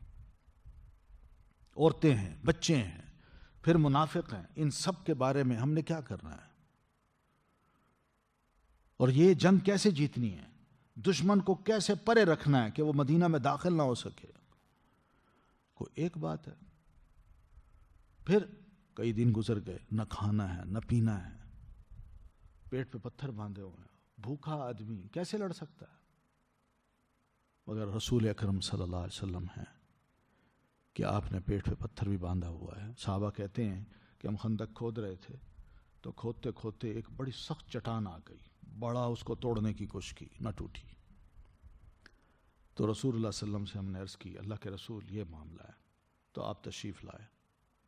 آپ آئے، آپ کے پیٹ پہ پتھر بندھے ہوئے تھے. صحابہ نے دیکھیں. قیادت ہو تو ایسی کہ یہ نہیں کہ بھئی جو جان نثار ہیں وہ تو بھوکے رہیں، اور قیادت جو ہے اس کی توند بڑی ہوئی ہو. نبی علیہ الصلوۃ والتسلیم بھی ویسے ہی تھے. آپ جب تشریف لائے تو آپ نے کدال لیا، اللہ کا نام لے کے اس کدال کو زور سے اس چٹان پہ مارا، اس سے ایک چمک سی نکلی. آپ فرماتے ہیں مجھے کسرا کے محلات دکھائے گئے ہیں. دوسری ماری، پھر ایسی چمک نکلی. آپ فرماتے ہیں روم کے محلات مجھے دکھائے گئے ہیں، تم ضرور ان علاقوں کو فتح کرو گے. تو یہ وہ چیزیں تھیں، حوصلہ تھا، قیادت تھی. یہ جملے کہہ دینا بھی مسلمانوں کے لیے بہت بڑی بات تھی. یہ ہو سکتا ہے وقت آئے گا کہ ہم سپر پاور جو ہے کیا اس کے اندر گھس کے ان کے محلات میں گھس جائیں گے جہاں ان کا لیڈر رہتا ہے، بادشاہ رہتا ہے، کسرا اور روم کا قیصر. آپ فرماتے ہیں مجھے تو ان کی چمک دکھائے گئے ہیں کہ مسلمانوں نے فتح کرنا ہے. آپ سوچیں اس عالم میں مسلمانوں کی سوچ کتنی بلند ہو گئی ہوگی. یہ یاد رکھیے، قیادت جو رسول اللہ صلی اللہ علیہ وسلم کی ہے، آپ کی ایک ایک بات پر ان کا 100% ایمان ہے کہ آپ جو فرما رہے ہیں سچ فرما رہے ہیں، ایسا ہی ہوگا. کیونکہ تجربات نے ان کو ثابت کر دیا تھا کہ مکہ میں تھے ہم، جو آپ فرماتے رہے ویسا ہوتا گیا، اور الحمدللہ ہم آگے بڑھ رہے ہیں، شکست نہیں کھا رہے، بڑھتے جا رہے ہیں. تو اس لیے نبی علیہ الصلوۃ والتسلیم کی ایک ایک بات پر ان کا 100% یقین تھا. تو جب آپ نے یہ بات کی ہوگی تو ان کے لیے جنگ تو کوئی حیثیت ہی نہیں رکھتی. یہ دشمن آئے بیٹھے ہیں، ان کی کیا ویلیو ہے بھائی؟ ہم نے تو بڑی بڑی فوجوں سے ٹکرانا ہے، ابھی ہم نے تو ان کا مقابلہ کرنا ہے، ان کو شکست دینی ہے، اور یقینی شکست دینی ہے، کیونکہ رسول اللہ صلی اللہ علیہ وسلم نے فرما دیا کہ میں نے ان کے محلات دیکھے ہیں. تو یہ وہ چیز تھی کہ رسول اکرم صلی اللہ علیہ وسلم بڑے کڑے حالات میں بھی اپنی لیڈرشپ کو، اپنی قیادت کو اور اپنی ذات کو ایک بہترین نمونہ بنا کے پیش کرتے تھے. لَقَدْ كَانَ لَكُمْ فِي رَسُولِ اللَّهِ أُسْوَةٌ حَسَنَةٌ. نماز بھی پڑھی جا رہی ہے، اللہ سے دعائیں بھی کی جا رہی ہیں، مسلمانوں کا بھی خیال کیا جا رہا ہے، فیصلے بھی کیے جا رہے ہیں، مشورے بھی کیے جا رہے ہیں، اور پھر پوری بھرپور تیاری ہے اپنے بساط کے مطابق. کم ہمت ہی نہیں ہے. صحابہ کرام کو انوالو بھی کیا ہے. ایک ایک صحابی بڑے پرجوش طریقے سے اس جنگ میں شامل ہے. اور دیکھیے ان کا جوش، نحن الذین بایعوا محمدا علی الجہاد ما بقینا ابدا. ہم تو بھائی وہ لوگ ہیں جنہوں نے رسول اللہ صلی اللہ علیہ وسلم کے ہاتھ پر بیعت کی ہے کہ اللہ کے رسول جب تک ہم زندہ ہیں اپنی جان دین کی راہ کے لیے وقف کرتے رہیں گے. یہ تھوڑی بات تھی.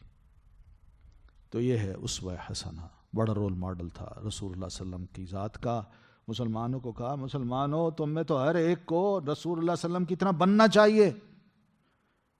بہترین قیادت ہے، رول ماڈل ہے. یہ نہیں کہ آپ کہتے ہوں کچھ اور کرتے کچھ ہوں، یا آپ لوگوں کو کہیں بھوک برداشت کرو مگر آپ گھر کے اندر بیٹھ کے کھانے کھائیں. نہیں. اور کس کے لیے؟ لمن کان یرجو اللہ. یہ اس شخص کے لیے رسول اللہ صلی اللہ علیہ وسلم کی ذات رول ماڈل ہے جو اللہ سے ملاقات کی امید رکھتا ہے کہ کل میں نے اللہ کے حضور پیش ہونا ہے، اور نبی علیہ اور پھر اللہ تعالیٰ نے مجھ سے پوچھنا ہے کہ یہ رسول آئے تھے، تم نے ان کو رول ماڈل بنایا کہ نہیں بنایا؟ اپنے آپ کو رول ماڈل تو نہیں بنایا، یا کسی اور کو آپ کے مقابلے میں رول ماڈل تو نہیں بنایا. اچھا، دنیا میں رول ماڈل لوگ بناتے ہیں، یہ میرا ہیرو ہے، یہ میرا رول ماڈل ہے. تو یہ بھی عجیب سی بات ہے. آپ دیکھیں کہ کوئی ایک چیز ہوگی اس کی، صرف ایک آدھ چیز جو دوسرے کو پسند آتی ہے، اور بس اس ایک چیز کی وجہ سے وہ کہتے ہیں یہ میرا رول ماڈل ہے. اس کی پوری لائف کو اگر دیکھیں کہ وہ کیسا ہے، خود کیسا ہے، کیسا باپ ہے، کیسا شوہر ہے، کیسا بھائی ہے، کیسا دوست ہے، کیسا معاملہ کرتا ہے، اگر وہاں سب کو چیک کریں تو پتہ چلتا ہے سب زیرو ہیں. وہاں صرف ایک بظاہر ایک لبادہ پہنا ہوا ہے، مثال کے طور بالوں کا سٹائل ہے، وہ کسی کو پسند آ گیا تو جی یہ میرا رول ماڈل ہے. کپڑے ہیں، اس کا کوئی سٹائل کسی کو پسند آ گیا جی میرا رول ماڈل ہے. باقی یہ ضروری نہیں ہے کہ وہ اچھا بیٹا ہو، اچھا باپ ہو، اچھا شوہر ہو. حقیقت ہے کسی بھی انسان کے اندر یہ ضرور خامیاں ہوں گی، لیکن نبی صلی اللہ علیہ وسلم کی ذات جو ہے نا ہر اعتبار سے رول ماڈل ہے، ہر اعتبار سے. یعنی کوئی بھی شخص اگر چاہتا ہے کہ میں یہ جاننا چاہتا ہوں، بالفرض میں ایک فوجی ہوں، یا ایک رہنما ہوں، ایک لیڈر ہوں، چیف آف آرمی سٹاف ہوں، ایک مبلغ ہوں، ایک دائی ہوں، ایک شوہر ہوں، ایک بیٹا ہوں، ایک بھائی ہوں، ایک بھتیجا ہوں، میں آقا ہوں، میرے غلام ہیں، میں کس طرح ان کے ساتھ پیش آؤں کہ ہر بندہ یہ کہے کہ تم ٹھیک کر رہے ہو، کوئی بندہ میری طرف اشارہ نہ کرے کہ تم نے بڑا برا کیا یا تمہارے کم عمل اچھے نہیں ہیں. کوئی بندہ نہیں ملے گا سوائے اللہ کے رسول صلی اللہ علیہ وسلم کے، یا آپ کی طرف کوئی انگلی نہیں اٹھا سکتا لیکن دوسروں کی طرف انگلی اٹھائی جا سکتی ہے. تو یہ ہے آپ کا رول ماڈل ہونا. کسی اور کو ہم ہیرو بناتے ہیں وقتی طور پر بس ایک آدھ شے کو دیکھ کے، مگر پوری زندگی، پورا معاشرہ، پورے انسان، ان سب کے لیے رول ماڈل کون ہو سکتا ہے؟ وہ رسول اکرم صلی اللہ علیہ وسلم ہے. تو یہ اس شخص کے لیے ہیں جو ہے امید رکھتا ملاقات کی اللہ تعالیٰ کی. یعنی میں نے مرنا ہے، اللہ کے حضور پیش ہونا ہے، تو میں چاہتا ہوں کہ جب رب کو میں ملوں تو اللہ مجھ سے خوش ہو اور وہ یہ کہے کہ تم سچے مسلمان تھے، رسول اکرم صلی اللہ علیہ وسلم کے سچے فالور تھے. والیوم الآخر، اور آخری دن پر بھی اس کا یقین ہو، تو وہ دنیا کو پھر بہترین بناتا ہے اور رسول اکرم صلی اللہ علیہ وسلم کو بھرپور طریقے سے فالو کرتا ہے. پھر اس کے ساتھ ساتھ وذکر اللہ کثیرا، اور وہ یاد کرتا ہے اللہ تعالیٰ کو خوب بکثرت. اللہ کو بھی نہیں بھولتا، اللہ کا ذکر بھی اس کی زبان پہ چلتا ہے. تو یہ سب چیزیں ایسی ہیں کہ جو کہ ہم سب کے لیے قابل غور ہیں. نبی علیہ الصلاۃ والتسلیم نے بعض اوقات بڑی ناراضگی کا اظہار کیا ہے کہ میں رسول ہوں، میں لوگوں کو سمجھاتا ہوں، مگر لوگ کبھی کبھی میری ایک ایک بات کو چھوڑ دیتے ہیں، اور اس چھوڑنے پہ نبی علیہ السلام سخت ناراض ہوتے ہیں. صحیح مسلم میں ایک حدیث ہے جس کو ام المومنین سیدہ عائشہ رضی اللہ تعالیٰ عنہ نے روایت کیا ہے کہ آپ صلی اللہ علیہ وسلم نے فرمایا ما بال رجال، اور لوگوں کا کیا حال ہے کہ بلغہم عنی امر، کہ میری طرف سے کوئی حکم ان تک پہنچتا ہے، ترخصت فیہ، جس میں نے اجازت دی ہوئی ہوتی ہے، رخصت دی ہوئی ہوتی ہے، فکریہوہ، تو لوگ میری اس رخصت کو ناپسند کرتے ہیں، وتنزہوا عنہ، اور اس سے پرے ہٹتے ہیں کہ نہیں ہم عزیمت کی اختیار کریں گے، رخصت نہیں، ہم عزیمت، ہم جوان ہیں، ہم بہت کچھ کر سکتے ہیں، ہمارے اندر بڑی ہمت ہے، مگر میں کہتا ہوں بھئی اللہ نے اجازت دے رکھی ہے، رخصت ہے، نہ کرو۔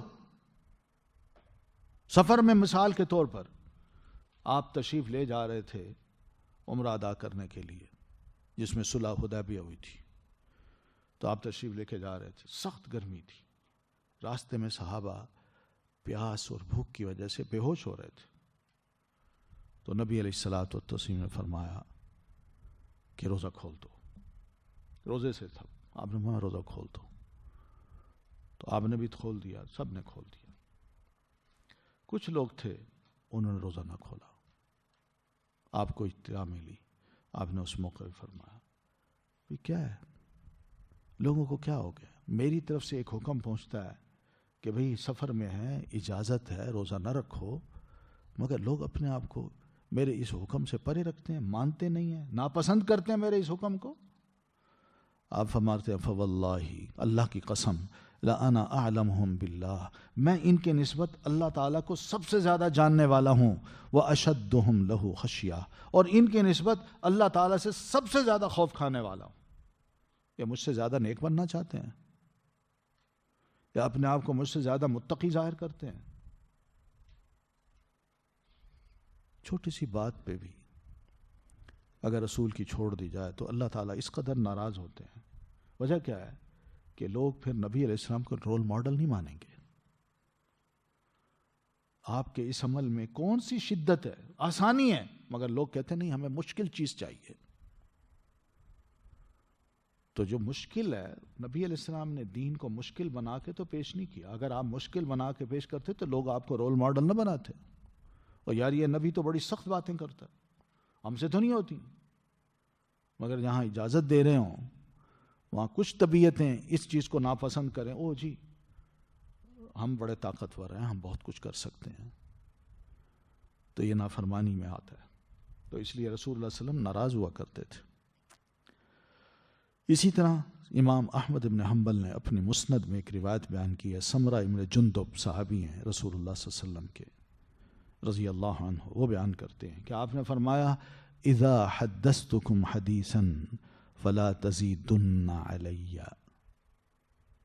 جب میں تمہیں کوئی بات کروں تو بس اس کو مان لیا کرو، اس کی لمٹ کراس نہ کیا کرو، یا جو میں کہوں تو اس کو ویسے ہی آگے کیا کرو، آگے بیان کیا کرو، اس میں آگے پیچھے اپنی طرف سے کوئی لفظ نہ ملانا، اس لیے کہ آپ کی طرف وہ چیز منسوب ہو گئی تو جو آپ نے کہا ہے وہ تو لوگ چھوڑ دیں گے، اور بہت سی باتیں جو لوگوں نے اپنی طرف سے بڑھا چڑھا دی ہیں لوگ ان کو ماننا شروع کر دیں گے، تو اس لیے رسول اللہ صلی اللہ علیہ وسلم کا رول ماڈل جو ہے نا وہ مجروح ہوگا۔ آپ کو پتا تھا کہ لوگ ایسا کرتے ہیں اپنی قیادتوں کے بارے میں، تو آپ نے اسے سختی سے منع کیا۔ اسی طرح سیدنا عبداللہ بن مسعود رضی اللہ تعالیٰ عنہ کی ایک روایت ہے جس کو امام حاکم رحمۃ اللہ علیہ نے اپنی مستدرک میں اور امام طبرانی رحمۃ اللہ علیہ نے اپنی معجم میں مرفوعاً روایت کی ہے کہ رسول اللہ صلی اللہ علیہ وسلم فرماتے ہیں کہ لوگو انہ لیس شیء یقربکم الی الجنۃ الا قد امرتکم بہ، لوگو ایک بات یاد رکھو، کوئی شے بھی تمہیں جنت کے قریب نہیں کر سکتی سوائے اس بات کے جو میں نے تمہیں حکم دیا ہو، اگر تم اس کو بجا لاؤ تو جنت کے قریب جاؤ گے، ورنہ نہ بجا لاؤ گے یا کسی اور کی مانو گے تو جنت میں نہیں جا سکتے۔ وَلَيْسَ شَيْءٌ يُقَرِّبُكُمْ إِلَى النَّارِ إِلَّا قَدْ نَهَيْتُكُمْ عَنْهُ، اسی طرح جہنم کے قریب بھی تمہیں کوئی شے نہیں کر سکتی سوائے اس بات کے جس سے میں نے تمہیں روکا ہو، اور تم کہو نہیں ہم نے وہ کرنا ہے، پھر تم جہنم میں جاؤ گے۔ رول ماڈل ہے. اللہ فرماتے ہیں لقد کان لکم فی رسول اللہ اسوۃ حسنہ، مسلمانوں تمہارے لیے رسول اللہ صلی اللہ علیہ وسلم کی ذات میں ایک بہترین نمونہ ہے. حسنہ خوبصورت بہترین. اسوہ کس کو کہتے ہیں؟ عادتیں، اٹھنے بیٹھنے کی، بولنے کی، چلنے پھرنے کی، معاملات کی، گفتگو کی، کوئی بھی پہلو لے لیں یہ سارا اسوہ ہے. اور اس میں آپ کو اچھائی ملے گی، بہترین پہلو ملیں گے.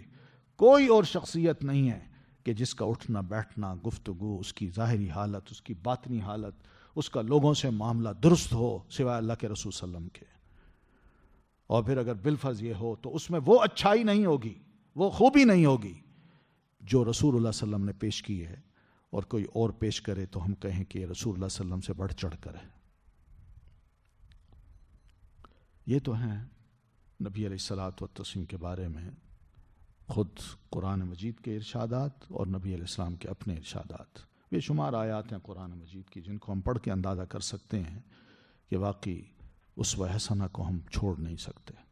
آپ ہی ہمارے رول ماڈل ہیں، آپ ہی ہمارے ہیرو ہیں، آپ ہی ہمارے لیے رول ماڈل ہیں. رول ماڈل کا یہ مطلب نہیں ہوتا کہ ہم آپ کی کوئی ورشپ شروع کر رہے ہیں، بلکہ مراد یہ کہ آپ کے مقابل میں کوئی بھی بندہ کوئی بھی عمل کرتا ہے وہ ہمارے لیے رول ماڈل نہیں ہے جتنا نبی علیہ الصلوۃ والتسلیم کا عمل یا آپ کی سیرت ہمارے لیے رول ماڈل ہے. وذکر اللہ کثیرا، اور پھر اللہ تعالیٰ کو بھی خوب یاد کرنا چاہیے، کیونکہ بڑے بڑے حادثے ہوتے ہیں انسان کی زندگی میں جہاں وہ رسول اللہ صلی اللہ علیہ وسلم کو رول ماڈل بناتا ہے کہ میں نے صبر کرنا ہے، میں نے مشکلات میں اپنے آپ کو جما کے رکھنا ہے، میرے قدم لڑکھا نہ پائیں. رسول اللہ صلی اللہ علیہ وسلم جس طرح ڈٹ گئے، آپ بھوکے رہے، سب کچھ ہوا، میں بھی ویسے ہی کروں گا. بندہ کرتا رہے، لیکن یہ بات بھی یاد رکھے کہ رسول اکرم صلی اللہ علیہ وسلم ان حالات میں اللہ تعالیٰ کو بھولے نہیں ہیں، اللہ تعالیٰ کو خوب یاد کیا ہے. تو ایسے حالات میں انسان کو اللہ کا ذکر بھی خوب کرنا چاہیے. سبحان اللہ، استغفر اللہ، لا الہ الا اللہ، جو بھی ہو سکتا ہے انسان خوب اللہ تعالیٰ کی حمد و ثنا کرے تاکہ اللہ تعالیٰ کے ساتھ بھی جڑا رہے. وَلَمَّا رَأَى الْمُؤْمِنُونَ، اور جب دیکھا مومنوں نے، الْأَحْزَابَ گروہوں کو، لشکروں کو، قالو تو مومنوں نے کہا، ہذا ما وعدنا، یہ ہے وہی جو وعدہ کیا ہم سے اللہ نے ورسول، اور اس کے رسول نے. کیا ایمان تھا کہ جب مسلمان اسی خندق کے موقع پہ خندق کھود رہے ہیں، تعداد میں کیا ہیں، چند بلکہ گنے چنے لوگ ہیں، لیکن ان کے مقابلے میں جب اتنا بڑا لشکر آ گیا، اور ایک نہیں کئی لشکر آ کے ان کے مقابلے میں کھڑے ہو گئے، اور یہ چند لوگ ان کو دیکھتے ہیں، مومن ہیں، دیکھتے ہیں، اور دیکھتے ہی نہ کیا کہتے ہیں، ھذا ما وعدنا اللہ ورسولہ، اور یہ ہے وہ لشکر جس کا اللہ نے اور رسول اللہ صلی اللہ علیہ وسلم نے ہم سے وعدہ کیا ہے کہ تم ان کا مقابلہ کرو گے، فتح تمہاری ہوگی، یہ شکست کھا کے بھاگ جائیں گے. ہمارا پکا یقین ہے، 100% یقین ہے کہ ایسا ہوگا. ہے ایمان کہ نہیں؟ ھذا ما وعدنا اللہ ورسولہ، اور پھر ساتھ کہتے ہیں وصدق اللہ ورسولہ، اور یہ بات ہم نے پہلے سے سنی تھی، اور ہم اس کو اب اپنی آنکھوں کے سامنے دیکھ کے کہہ رہے ہیں کہ اللہ نے جو فرمایا تھا وہ بھی سچ فرمایا تھا، اور رسول اللہ صلی اللہ علیہ وسلم نے جو فرمایا تھا وہ بھی سچ فرمایا تھا.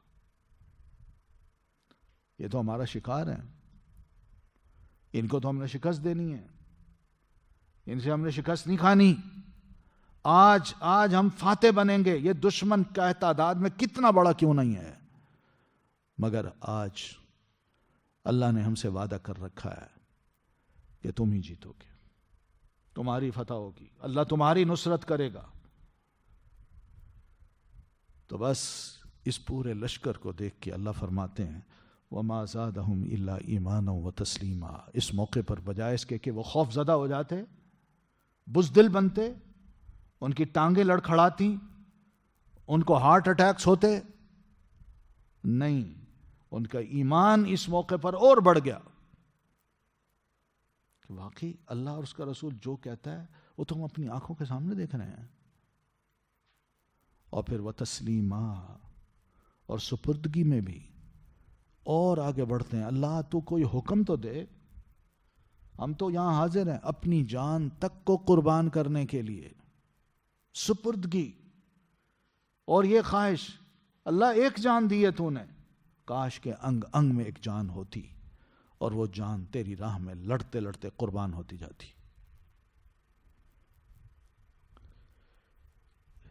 یہ ہے سپردگی کا عالم. تو مومن ان کڑے حالات میں دشمن کی فوج کتنی ہی بڑی کیوں نہ ہو، وہ گھبراتا نہیں ہے، بلکہ اس کو اللہ پر اتنا یقین ہوتا ہے کہ ھذا ما وعدنا اللہ ورسولہ، اور یہ لشکر تو اللہ اور اس کے رسول نے مجھ سے وعدہ کیا ہے کہ اس طرح کے لشکر تمہارے سامنے آئیں تو گھبرانا نہیں، تم جیتو گے.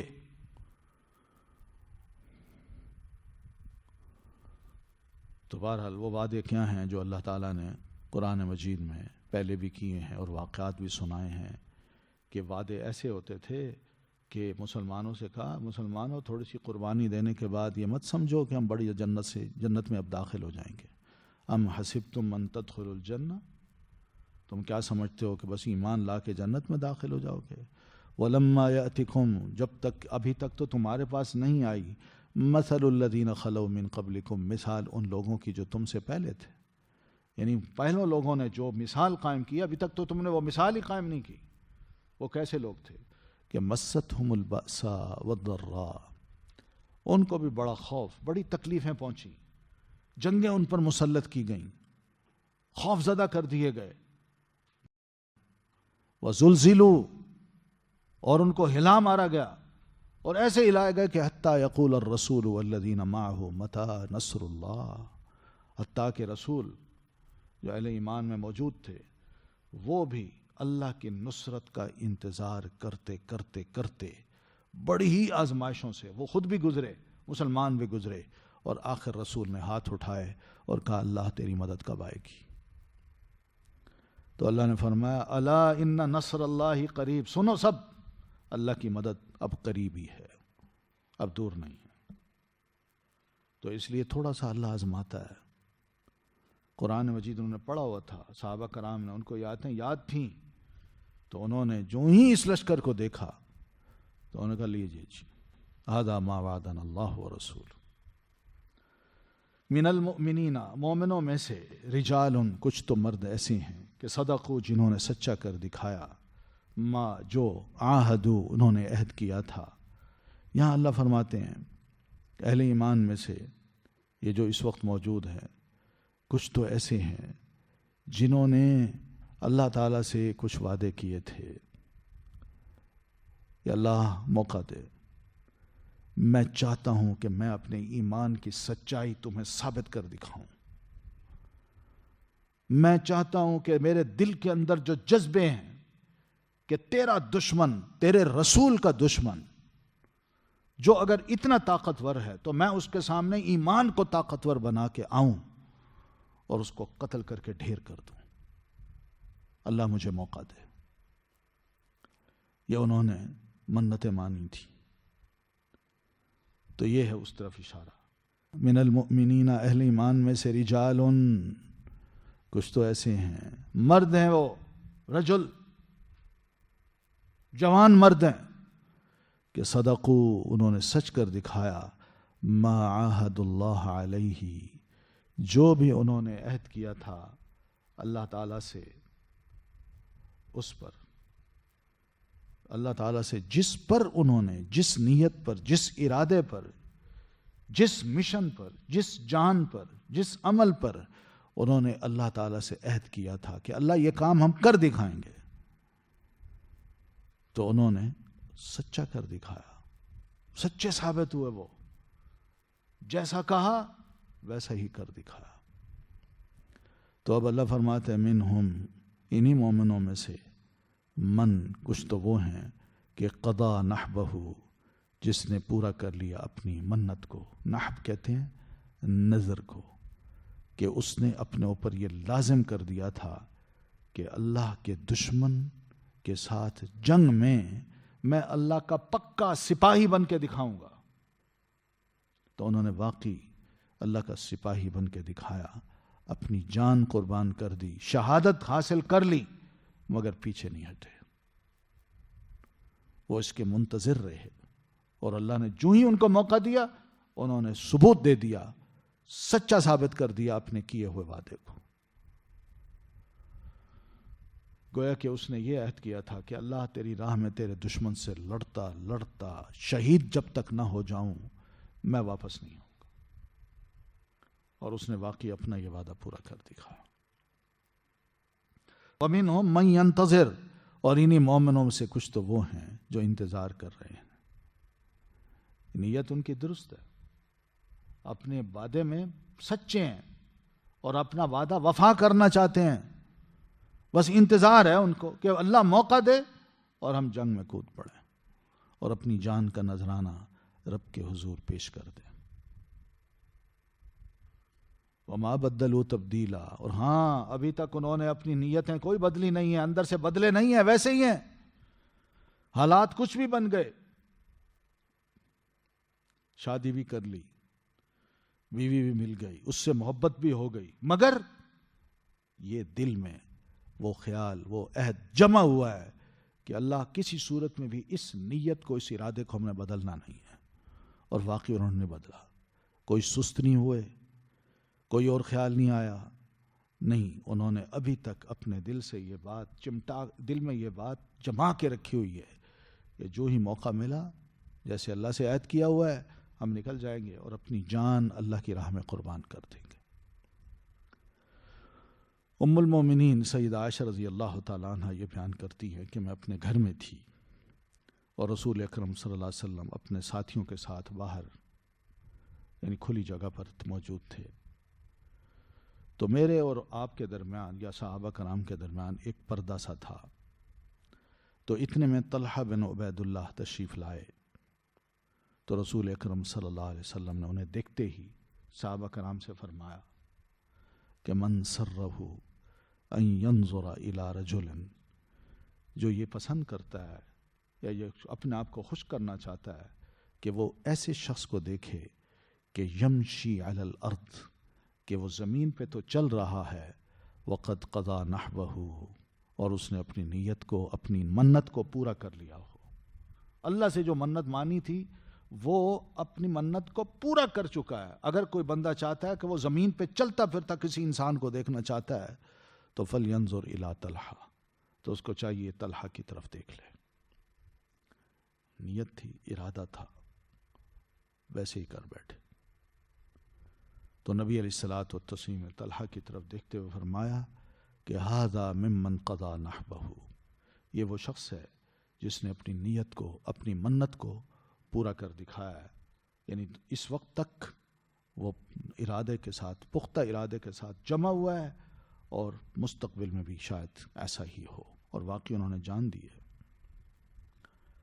تو یہ اللہ تعالیٰ کی طرف سے ایک بہت بڑی عنایت اور مہربانی ہوتی ہے کہ لوگ جم جاتے ہیں، اپنی ارادوں میں بالکل تبدیلی نہیں کرتے، نہ کوئی شک آتا ہے، نہ تردد آتا ہے، نہ اپنی رائے کو بدلتے ہیں جیسے منافق بدلتے رہتے ہیں. وہ جمے رہتے ہیں. تو مقصد کیا ہے؟ مقصد یہ ہے کہ مومن جو ہے نا، اللہ سے جو عہد کرتا ہے اس کو وفا کرتا ہے، وہ اپنے عہد میں سچا ہوتا ہے کیونکہ وہ دین حق پر ہے، اور وہ اپنے اس عہد پر جمے رہتے ہیں. کبھی بھی وہ اپنے عہد کو منافقوں کی طرح توڑتے نہیں ہیں. یا جن کے دل ٹیڑے ہوں ان کے دل کبھی ٹیڑے نہیں ہوتے. جیسے منافقوں نے کہا تھا نا، ان بیوتنا عورہ، کہ ہمیں اجازت دیجیے، ہمارے گھر غیر محفوظ ہیں. یہ ٹیڑھ پن ہے، یہ رائے کو بدلنا ہے. مگر مسلمان ایسے نہیں کرتے تھے. لیجزی اللہ، تاکہ بدلہ دے اللہ الصادقین، سچوں کو، بصدقہم، ان کی سچائی کا، ویعذب المنافقین، اور سزا دے، عذاب دے منافقوں کو، ان شاء، اگر وہ چاہے، او یتوب علیہم، یا وہ مہربان ہو جائے ان پر. ان اللہ، بے شک اللہ تعالی، کانا ہے، غفور الرحیم، بہت بخشنے والا، نہایت رحم کرنے والا۔ تو اللہ یہ چاہتا ہے کہ انہوں نے جو اللہ سے عہد کیا ہوا تھا اس کی وفا کی جزا ان کو دے، اور جو اللہ سے عہد کر کے توڑ دیتے ہیں، ڈھیلے پڑ جاتے ہیں، اللہ ان کو ان کے عہد کی توڑنے کی سزا دے۔ لیکن ساتھ فرمایا انشاء، اگر اللہ چاہے تو۔ کیا مطلب؟ یہ منافقوں کو یہ جملہ انشاء کا کہہ کے موقع دیا ہے کہ مہلت دے رہا ہوں تمہیں، توبہ کر لو، توبہ کر لو، سب گناہ معاف ہو جائیں گے، سزا سے بچ جاؤ گے۔ اس لیے انشاء کا لفظ فرمایا۔ او یتوب علیہم، یا وہ اللہ مہربان ہو جائے ان پر، ان کو ہدایت دے دے اور وہ سزا نہ مل سکے ان کو، بلکہ اس کے بدلے میں وہ جنت میں جائیں، مخلص مسلمان بن جائیں، اور پھر اخلاص کے ساتھ دین کی خدمت کریں اور دین کی راہ میں اپنی ساری کوششوں کو لگا دیں۔ ان اللہ کان غفور الرحیم، یقین مانو کہ اللہ ہے بہت بخشنے والا، نہایت رحم کرنے والا۔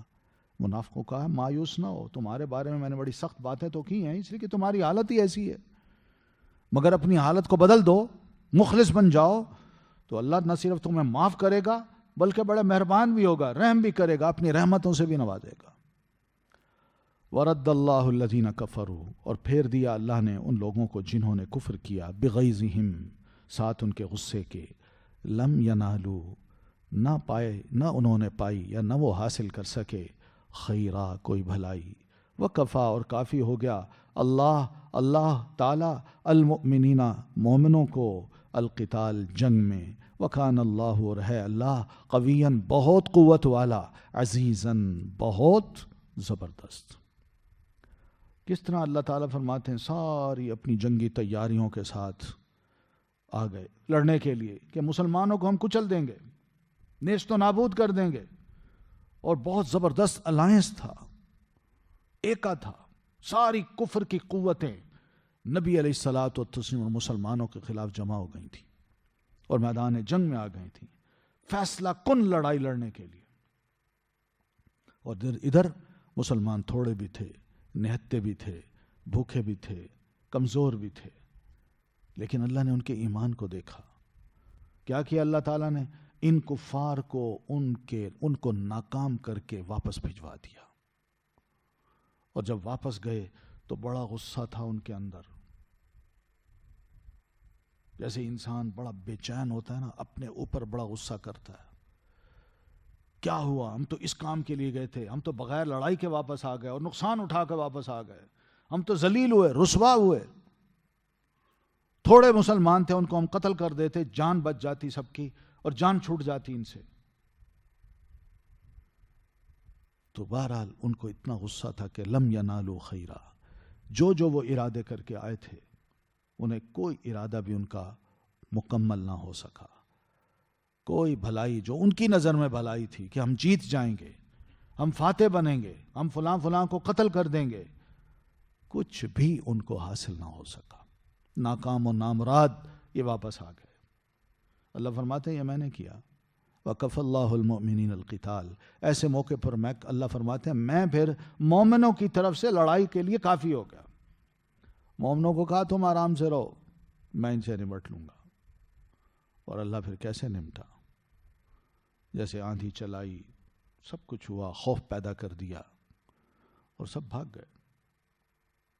وَكَانَ، بغیر لڑائی کے مسلمانوں نے اتنی بڑی جنگ جیت لی۔ وَكَانَ اللَّهُ قَوِيًّا عَزِيزًا، اور ہے اللہ بہت قوت والا، بہت زبردست۔ اللہ کو معمولی نہ سمجھے، اپنی تعداد کو بھی دیکھ کے اور اپنی قوت کو دیکھ کے بھی انسان یہ نہ سمجھے کہ ہم اللہ کی مدد کے بغیر اب جی سکتے ہیں۔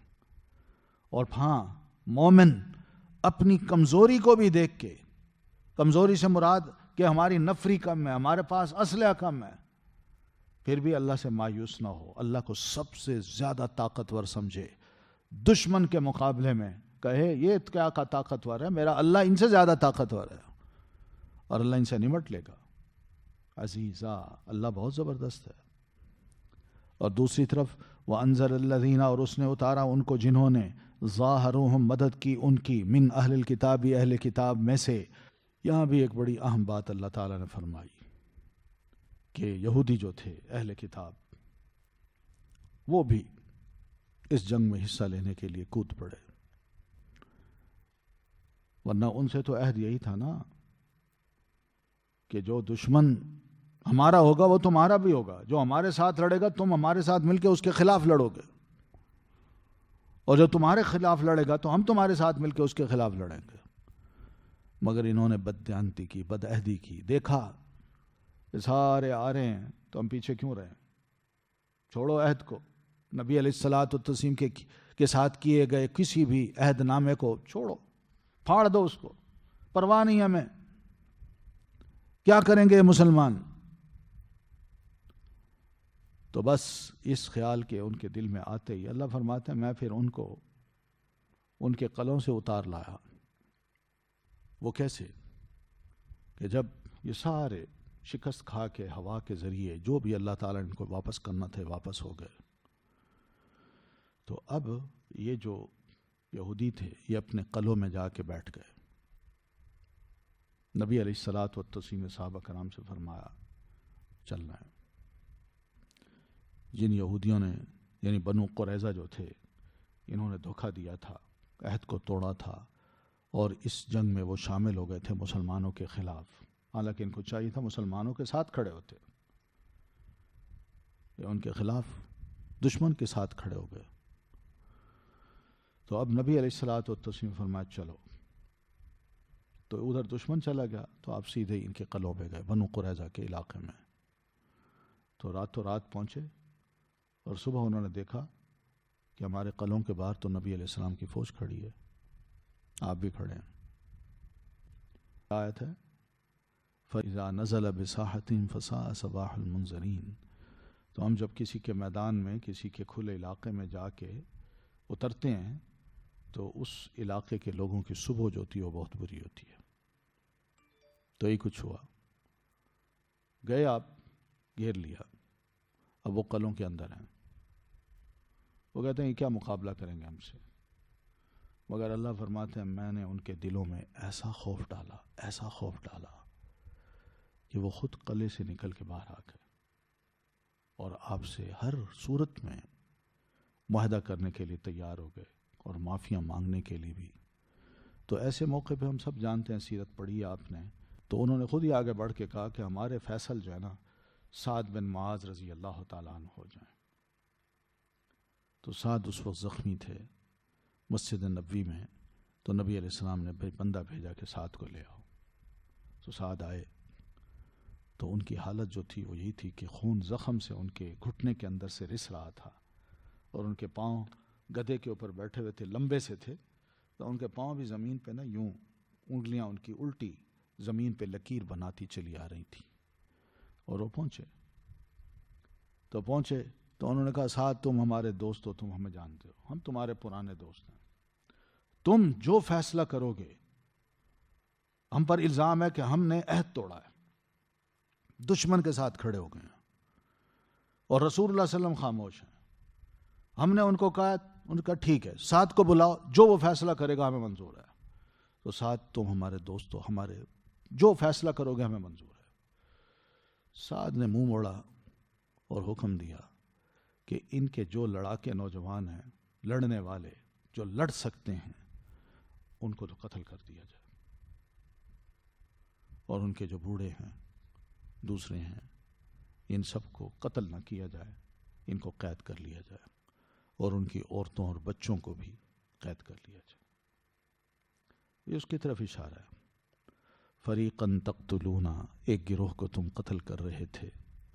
کس طرح اللہ تعالیٰ نے ان کے مضبوط قلعوں سے ان یہودیوں کو نیچے اتارا، خوف زدہ کر کے کہ یار اندر ہیں، ہم محفوظ نہیں محسوس کر رہے، ہم نیچے اتریں، جا کے رسول اللہ صلی اللہ علیہ وسلم سے کوئی بات طے کر لیں تاکہ معاملہ ختم ہو، ورنہ یہ ہمیں چھوڑیں گے نہیں۔ وہ خود بخود دروازے کھول کے باہر آ گئے،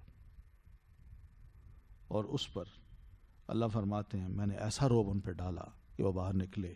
تو پھر جو فیصلہ ہوا، اس فیصلے کی روشنی میں مسلمانوں تم کیا کر رہے تھے؟ ان کے ایک گروہ کو تم قتل کر رہے تھے، اور ان کے ایک گروہ کو تم قیدی بنا رہے تھے۔ وَأَوْرَثَكُمْ مَرْضَهُمْ، اور وارث بنا دیا اس نے تمہیں ان کی زمین کا، وَدِيَارَهُمْ، اور ان کے گھروں کا، وَأَمْوَالَهُمْ، اور ان کے مالوں کا۔ اس کے ساتھ ساتھ یہ بھی ہوا کہ پورا قلعہ، اس کی زمین، اس کے اندر کے گھر اور ان کے مال جو کچھ بھی تھا، اور پھر اس قلعے کے ارد گرد جو ان کی زمین تھی اس سب کا وارث مسلمانوں اللہ نے تمہیں بنا دیا. کیسی غیبی مدد ہے, کیسی غیبی مدد ہے کہ ادھر دشمن آیا ہے ایکا کر کے الائنس بنا کے ہیں, اس کو بھی شکست دلوائی, وہ بھی رسوا ہو کے چلے گئے. اور جو ہی وہ گئے ہیں تو ادھر اللہ تعالیٰ نے مدینے کی صفائی کروانا شروع کر دی, اور سب سے پہلے بنو قریظہ کا جو قلعہ ہے وہ مسلمانوں کے ہاتھ لگا. ان کے بڑے بڑے سورما قتل کر دیے گئے, نہیں چھوڑا مسلمانوں ان کو. دھوکے باز غدار لوگ ہیں, غدار.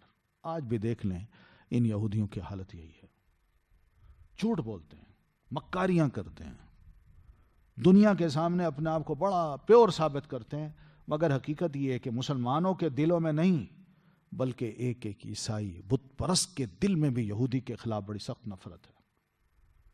وہ اسی انتظار میں کوئی موقع تو ملے, شاید مسلمان ان سے اتنے بدلے نہ لے سکیں جتنا کسی ہٹلر نے لیا تھا, اور ہٹلر کے بعد کوئی اور ہٹلر آئے وہ ان سے بدلہ لے گا. یہ اس طرح جھوٹ بولتے ہیں یہ. وَكَانَ اللَّهُ عَلَىٰ كُلِّ شَيْءٍ قَدِيرًا, اور اللہ اوپر ہر چیز کے پوری قدرت رکھنے والا ہے. تو اس لیے اللہ تعالیٰ کی ذات پر, اس کے صفات پر, اس کے اسماء پر مسلمانوں کا جو ایمان ہے وہی ایمان ہی اصل چیز ہے. صحیح تعارف اللہ تعالیٰ کا جب ہو جاتا ہے مسلمان کو تو پھر اس کو اللہ تعالیٰ کے ایک ایک نام سے لذت ملتی ہے, اس کا ایمان بڑھتا ہے. وہ حالات سے نہیں ڈرتا بلکہ وہ سمجھتا ہے کہ ہر شے کے اوپر ایک اللہ تعالیٰ کی ذات ہے, اور اللہ تعالیٰ غیب سے مدد کرنا جانتا ہے. اور اس کے نمونے اہل اسلام نے اپنی زندگی میں دیکھے اور دیکھ رہے تھے, اور انہیں یقین تھا کہ مستقبل میں بھی ہم دیکھیں گے. ٹھیک ہے, یہیں تک کافی ہے, باقی انشاءاللہ پھر ہم کل پڑھیں گے. سبحانک اللہم و بحمدک اشہد ان لا الہ الا انت استغفرک و اتوب الیک.